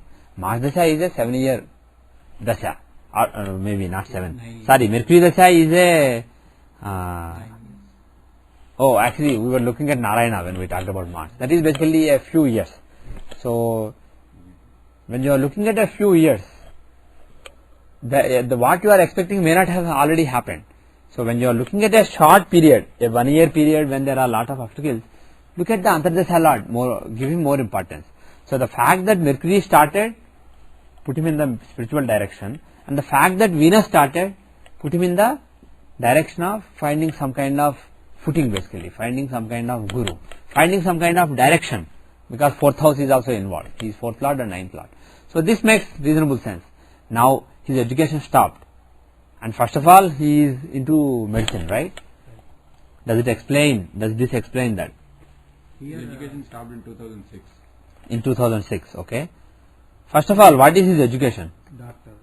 He is into medicine, and he is doing bachelor's. bachelors. So 9th house. Okay, how do you see that?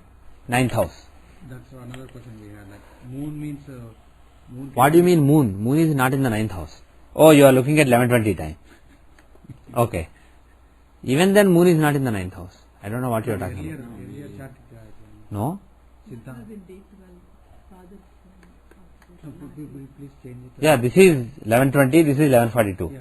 So we have Pisces and Gemini. Yes, D No, to that the moon we were looking for father's thing. No, whether it was here like it all is this it stuff in the 9th house is moon in the 9th. No, neither way. No, here they showed a Siddhamsha.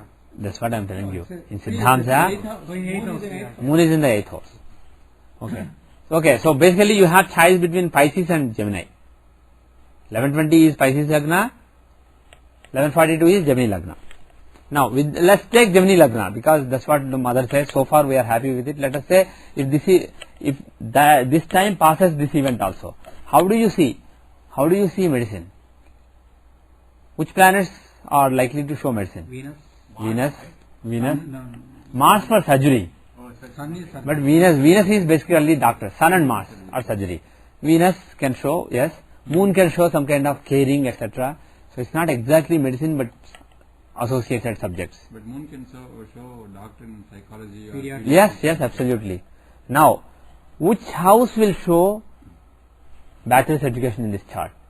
4th house, basic education. 9th house, bachelor's education. Do you see from the 9th house or do you see from the Arudha of the 9th house? The real The tangible 9th house is basically the intangible aspect of the bachelor's education. How do you see the tangible aspect of the bachelor's education? He went to a very excellent college or he went to a very stupid college and he studied medicine versus he studied engineering. So all these are tangible things, right? So you see from A9. Where is A9? in the 6th house. Scorpio, A9 is in Scorpio, 6th house. Now, who are influencing that? Jupiter is influencing that, and also Sun, and it is owned by Mars. Mars is aspecting it, Sun is aspecting it by Graha Drishti. So there is a strong influence of Mars and Sun. Right. So can some kind of medical education, especially surgery, etc., possible? Possible. Now what was the dasha? What was the period running? When did he get into medical school? Do you know? 4 years from now. That is 2002. Okay. So if it is 2002, it is Mars period. So he got into it in maybe Mars Sun. So the fact that the A9 being influenced by Sun and Mars, the two planets of medicine, and in their period, Mars probably, Mars Sun, or maybe Sun was wrong, maybe Mars Rahu. Still Rahu is the 9th lord. So during that Mars Rahu or Mars Sun period, he got into medical school. So it makes reasonable sense. Right? Or even Saturn. Pardon me? He is the 9th. Yeah, even Saturn is the 9th lord. So they all make sense. Saturn, Rahu, Sun, Mars, they all have to do with the 9th house or A9. But I would have guessed Mars Sun more. Even there, why, like even 9th house if you see, Yeah. Mars is aspecting and Rahu owns it and then So surgery is possible. So Mars has an influence on 9th house as well as A9. But what I will say is, as a thumb rule, give importance to A9. When you are timing, you can go back to 9th house and see a planet in the 9th house may give the education. But when you are seeing the nature of the bachelor's education, what kind of subjects he studied, what kind of school he went to, for that you better look at the tangible aspects. So for that you better look at the Arudha. Okay? You said 9th house you take for? No, what I meant is, when you time the event, the planet associated with A9 or 9th house may give the 9th house results. But if you want to draw conclusions about the nature of 9th house matter, the tangible aspects relating to it, like what school he goes to, what kind of school, basically big school or small school, what kind of subject is he studying, those are all tangible aspects. So give importance to the A9. But A9 lord or planets associated with A9, they may not be, the correct dasha may not be running, but somebody else who has to do with 9th house, like planet in the 9th house, he may end up giving the results. So giving the results in a dasha or antardasha is a different matter, but the actual nature, drawing conclusions about the nature of that education is a different thing. For that, give importance to Arudha. So A9 is in Scorpio. Now, would he have gone to a really nice school or some kind of shady school? It's a Scorpio containing Jupiter, so must be one of the top schools basically. That is what you can conclude. You can ask them. Now, why is he dropping out now? So in Mars he went there, and after Mercury started, especially during the current Antardasha, Venus, is it during Mars Venus, Mercury Venus that he dropped out? Is it during between March this year and May next year, in the last few months that he dropped out? Okay. So even if he did not drop out earlier, this period his bachelor's education is basically struggling during this period. Even if he dropped out earlier, during this period basically he is not continuing, and this is basically like a Marka period. Is it a Marka period for A9? Is Venus a Marka for the 7th lord in the 8th house? If you take A9, the 7th lord Venus is in the 8th house. Right. Is a clear Marka. Of course, even Jupiter is a Marka, 2nd lord in Lagna. Right. So actually 2005 February to 2006 March is also not so good. A Marka in Lagna, his Antardasha was running. But if you ask me, compared to that, Venus is more dangerous. 2nd lord Jupiter in Lagna, he is bad, but still he is Jupiter in Lagna. There is some level of protection. But Venus, 7th lord in 8th, there is no protection. That is a terrible placement. So this period, that is, of course, Mercury himself is a Marka. From A9, Mercury himself is the 8th and 11th lord. So Mercury himself is not so great. The Dasha itself that started in 2003 December is not very conducive to finishing this very successfully. I get confused sometimes because you take A9 as a reference, sometimes we take Lagna itself as a reference. So at what point we will switch the gears and then do it? When you are looking at a particular education, the Arudha corresponding to that education is the number one reference, and Lagna is secondary basically. So somebody may be dropping out of school, and also he may be feeling very unhappy with education, very not doing well basically, not comfortable enough. Here if you look from Lagna, Venus is not that bad. Venus is the 5th lord in Lagna. So the person is not so anxious about everything. He is very relaxed about education. He decided, okay, I will not do this. Whereas if Venus was, let's say, a Marka from A9 and also a functional malefic from Lagna, let us say, he would have stopped education and also been very anxious about it. Oh my God, I am not able to finish my bachelor's. What will I do? How is my life going to be? You understand what I mean? So there is, the Lagna shows the person's intellect, the person's attitude, nature, the person's attitude from the point of view of education. Here Venus is well placed from Lagna. So whatever is happening, he is not very anxious about this. He is very cool about this. So parents may be very anxious about son's education, but he probably doesn't care. He is at peace with it, basically whatever he is doing. But if you want to see, is this period conducive to getting the degree or not? A9 is the most important difference. Forget Lagna then. Lagna is the person's attitude. So from A9, he is the 7th lord in 8. So Venus is in the Mahadasha of a Maraka, the Antardasha of a strong Maraka is running. So Mercury himself is not conducive and Venus came. So this is basically like the death blow, the period of death blow. So if he survives this, then there is a good chance. When Saturn comes, maybe he can resuscitate it. But Saturn also is a Badaka lord. Sadhaka is what? He is 3rd lord. He is 3rd lord. He is not Marka actually. He is 3rd from where? A9. From A9. 3rd and 4th. Both. Yeah, 3rd and 4th lord. He is not really such a big Marka. Venus is the real Marka. Okay. But the thing is, 3rd lord, badly placed 3rd lord is also a Marka, but I would say it's not that bad. He is with Mercury. Venus being in Lagna, like new beginnings, that means he may study new. Yes, Venus being in Lagna, there can be some new beginning in education. He can pursue some other studies. Yes, some other studies. Related And to Mantra Sadhana, that's possible. Venus is also the 5th lord. So some other scholarship is possible. And moreover, in the Vimshamsha, Venus is the lord of 9th house of religion, dharma. So the planet who shows religiousness, following some kind of tradition, etc. in the Vimshamsha chart, he is in Lagna in Vimshamsha, so it can show some kind of new beginning relating to these areas. So it makes sense. Now what kind of career is he destined to? Let us say this is right. But this is, we are looking at a small period in Antardasha, but Mercury Mahadasha seems to be okay, right? Mercury is basically 8th and 11th lord. Why is it okay? 8th and 11th lord. He is a functional malefic. So it's not really conducive period to doing greatly. You understand?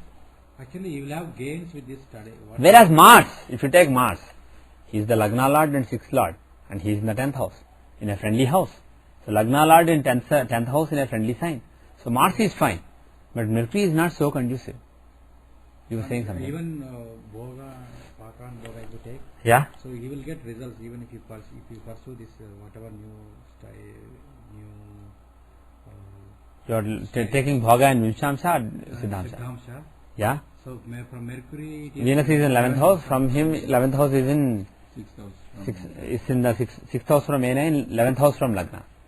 So if you take the Bhoga from Lagna, it is basically fruitful. So whatever he thinks like he is pursuing may get into Yeah. satisfaction. basically he will get happiness relating to learning during this period. Parents may not, but he will. Now we should be curious to look at the Dashamsha, shouldn't we? Right. What kind of career is he destined for? So looking at all these things, he has a very powerful Vimshamsha. What is the destiny as far as career is concerned? What kind of career? The other one had which Dashamsha? Capricorn Dashamsha. Venus being Yokarka in the 8th house. There is a Rajoga between Saturn and Venus in the 8th house. So maybe doctor. But the thing is, what is this? Or maybe some artistic career. But what is this showing? See, Lagna has got Sun and Mars.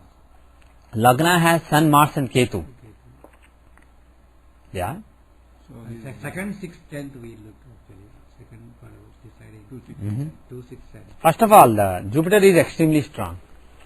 The 10th Lord Jupiter, forget all the other things. The 10th Lord Jupiter is very strong in the 5th house. He is exalted. Right? Lagna Lord exalted in the 5th house. Can it show some kind of some fame or some popularity? If Lagna Lord is in 5th house, it's likely. And how about the A5? A5 is in Lagna itself. A5 and A11 are together. Fulfillment and A5. Fame and popularity, they are together in Lagna. And Mars and Ketu Sun occupies it. Sun is the Karaka for popularity. And Mars and Ketu occupy it in a friendly sign. Ketu is in Mula Trikona there. And Mars and Ketu are the 9th lords of fortune.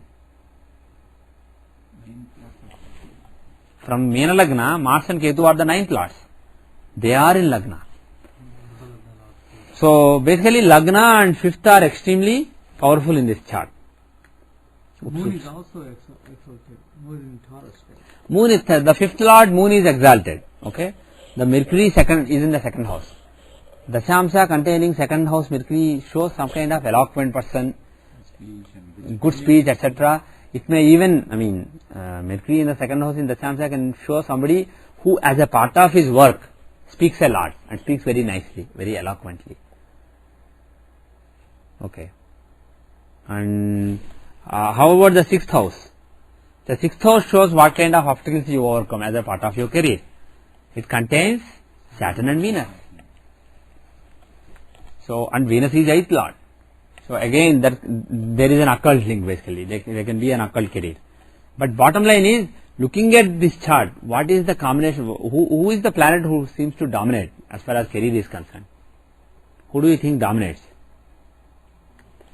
Either Saturn and Venus in the 6th house, who show sadhana, tapasya, because Saturn and Venus combination is for sadhana, and Venus is the 8th lord. So that shows sadhana, or really exalted, Mercury is also, but really exalted Jupiter. He is Lagna and 10th lord. So he is the most important planet. He is exalted. Right? And he is in A9. He is in Bhagyapada.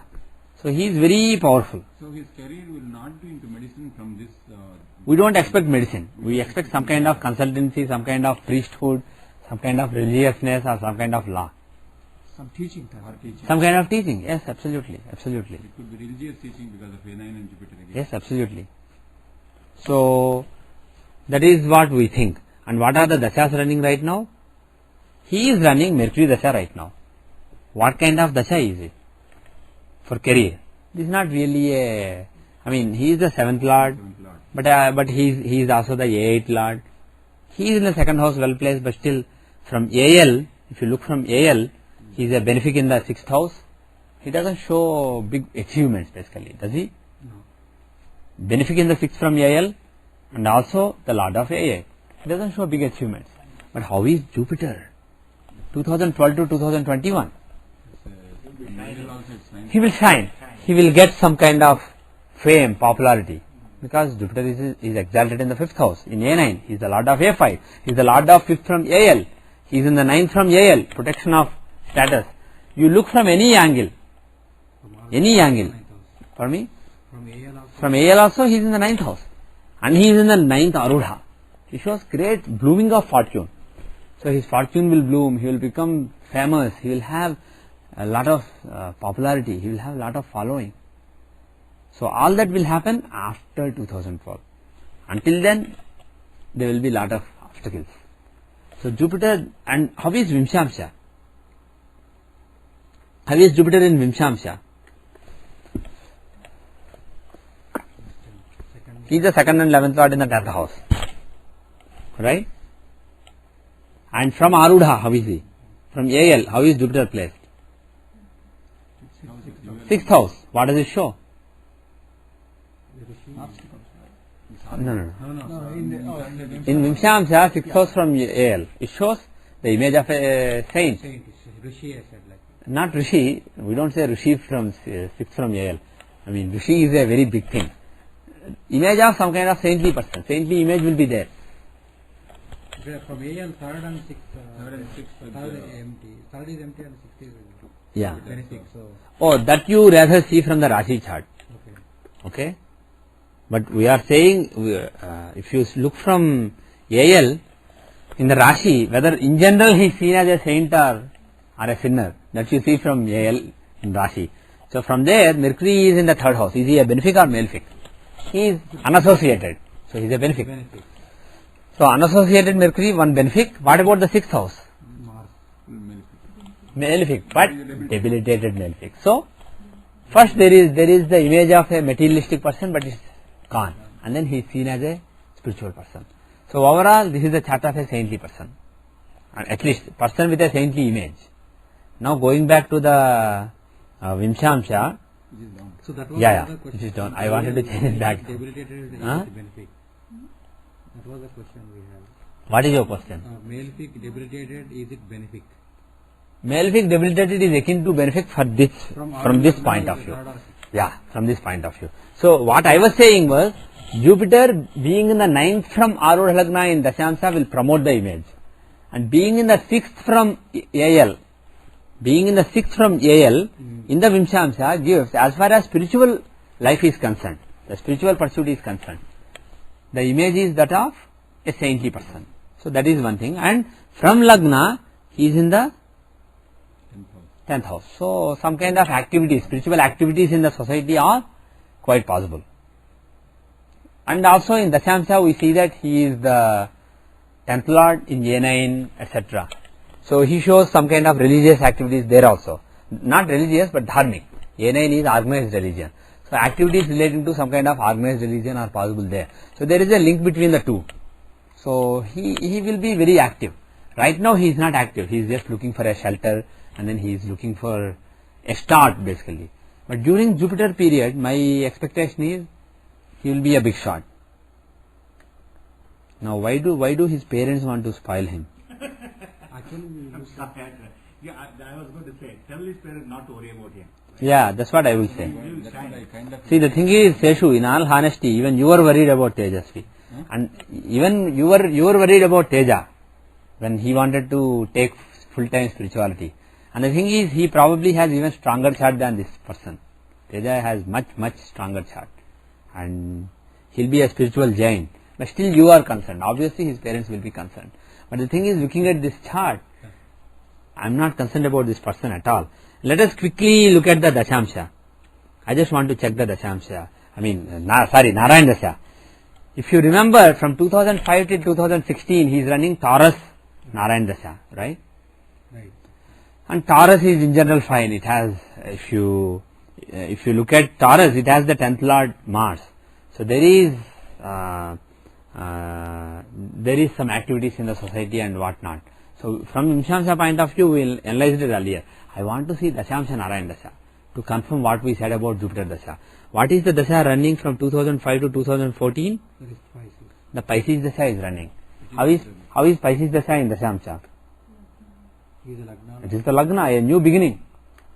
Mars and Ketu, dharmic life. Sun, again dharmic life. Ketu, spiritual life. Pisces, spiritual life. So all these things are showing a new beginning in a spiritual life. So they should just let him go in the path that he wants to go. They are both doctors. They must have saved a lot of money. Just give some money, and he won't need a lot of money also for the lifestyle that he wants. He doesn't want the latest refrigerator, the latest HDTV, the latest high definition DVD players. He won't need all these luxuries. This guy, he is rejecting the Maya for what it is and wants to pursue the truth. And parents who are fully surrounded by Maya, they are confused. So as an astrologer, your responsibility is to tell them. You don't have to worry about him. If you say, well, this is all Maya, you should be glad that your son is shunning Maya.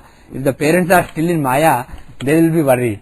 They will think, oh my God, not only is my son a nutcase, but this astrologer is also a nutcase. The fact that he completed medical school, Yeah. doesn't want to pursue this, that's great. He's brilliant. Yeah. So the thing is, what you should tell them is, this is what I would do. If this thought comes to me, I won't tell the parents, well, this is all Maya, be glad that he is going in the right path. They may be concerned.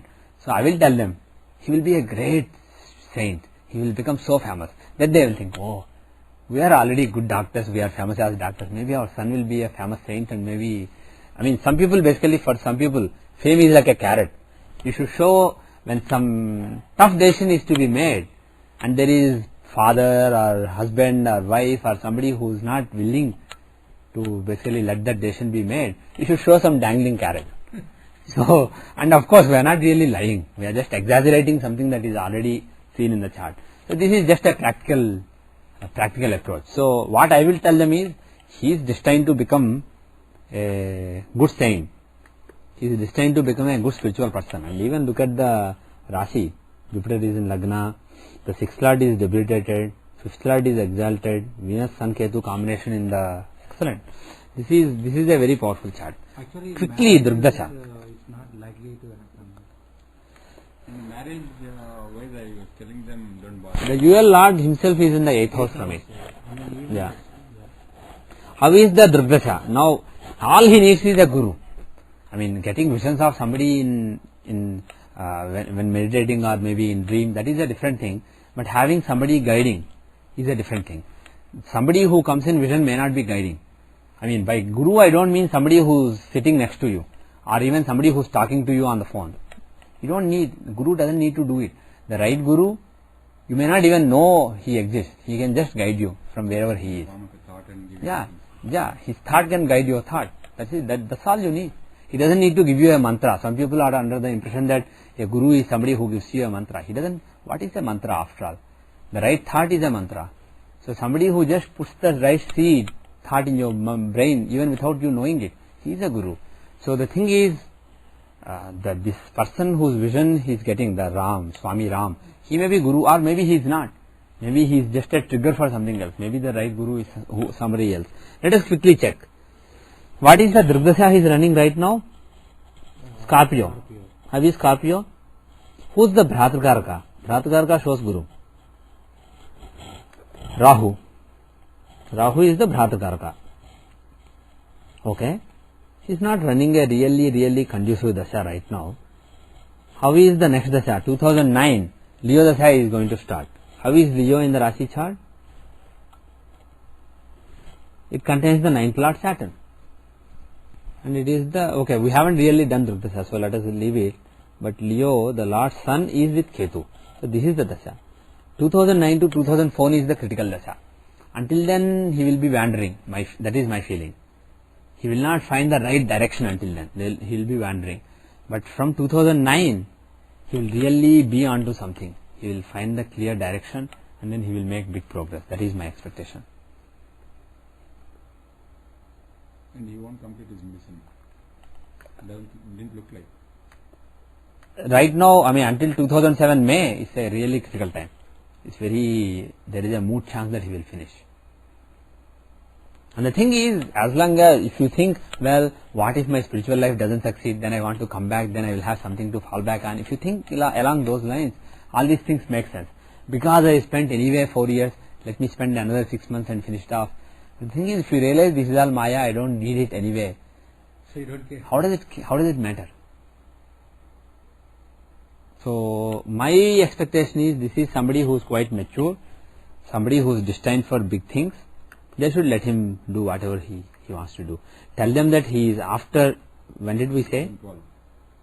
2012. 2012 we said, right? Yeah. How about Vimshottari? Just cross checking.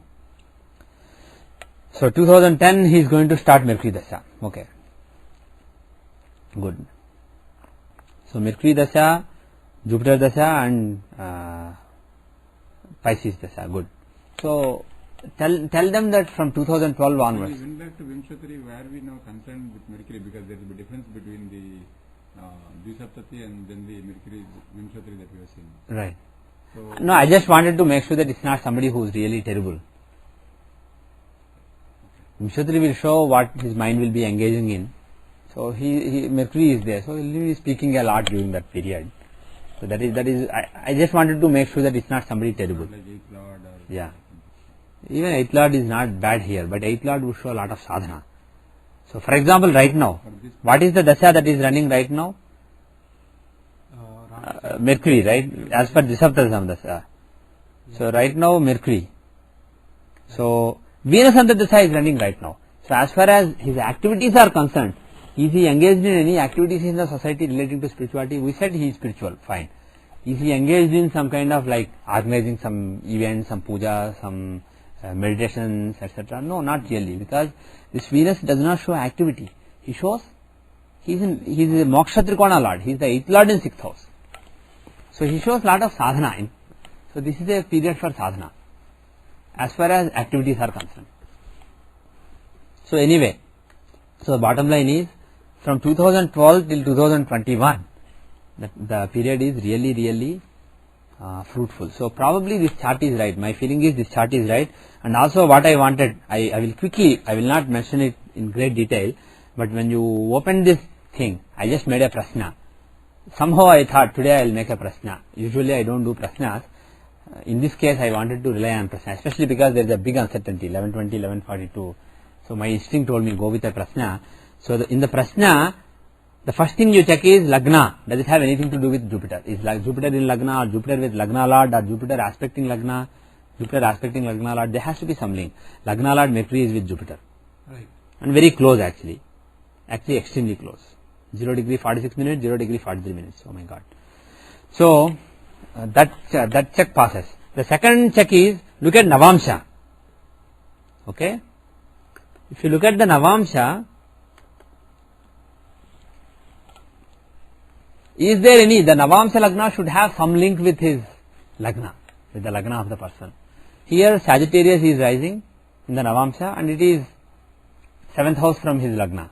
Usually you expect either, you take his Lagna, you expect the 7th house or 5th house or 9th house or that sign. Basically you expect those 4 signs. We got the 7th house. So basically this means the elements are cooperating. They want to answer this question. that is Lagna or Lagna Lord. Pardon me? What was the condition? Oh, this Navamsha rising here has to be either 7th house or a trine from either the natal Lagna or an important sign in the natal chart. In the Rasi, Natal Rashi chart, yes. So that check passes. So I am happy. I conclude that okay, I will get the answer. Now, what Navamsha will show is the past, the background. What is going on? What is the problem basically? What is the background? What are the karmic forces that have been triggered which led to the current situation in which he came and queried you about something? So if you quickly check, Ketu is in Lagna. 12th Lord Ketu is in Lagna. So it is some spiritual thing, spiritual question basically. and some spiritual karmas have been triggered, and because of which he came. And how is the fifth house has Saturn in it? Education. Fifth lord Jupiter is exalted. Fourth house has Saturn in it, and fourth lord is in the 8th house. So education is suffering.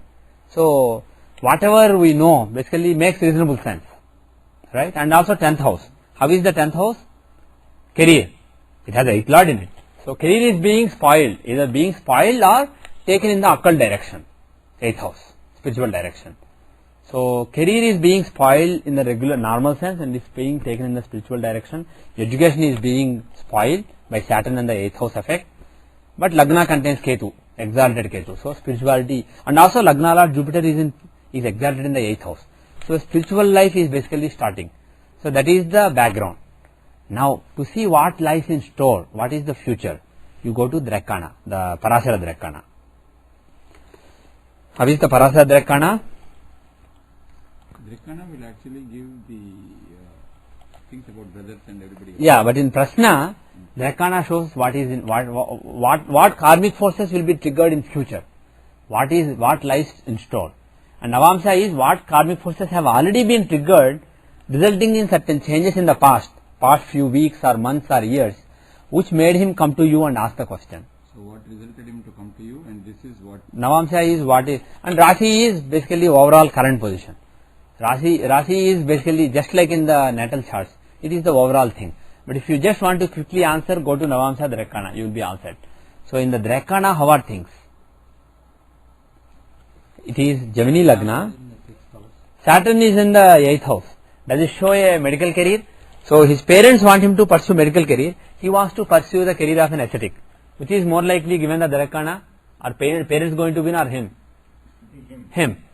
Saturn doesn't show a medical career. Like a philosopher. Yeah, Saturn shows philosopher, ascetic, sadhaka, right? you are seeing the 10th house in Drekana. Yeah, Drekana. Now use this as Rashi. So 9th and 8th lord Saturn is in the 10th house. It shows sadhana, religion, asceticism, monastery, etc. And how is the Lagna Lord? Lagna Lord Jupiter, Lagna Lord Mercury is with Jupiter in the 6th house.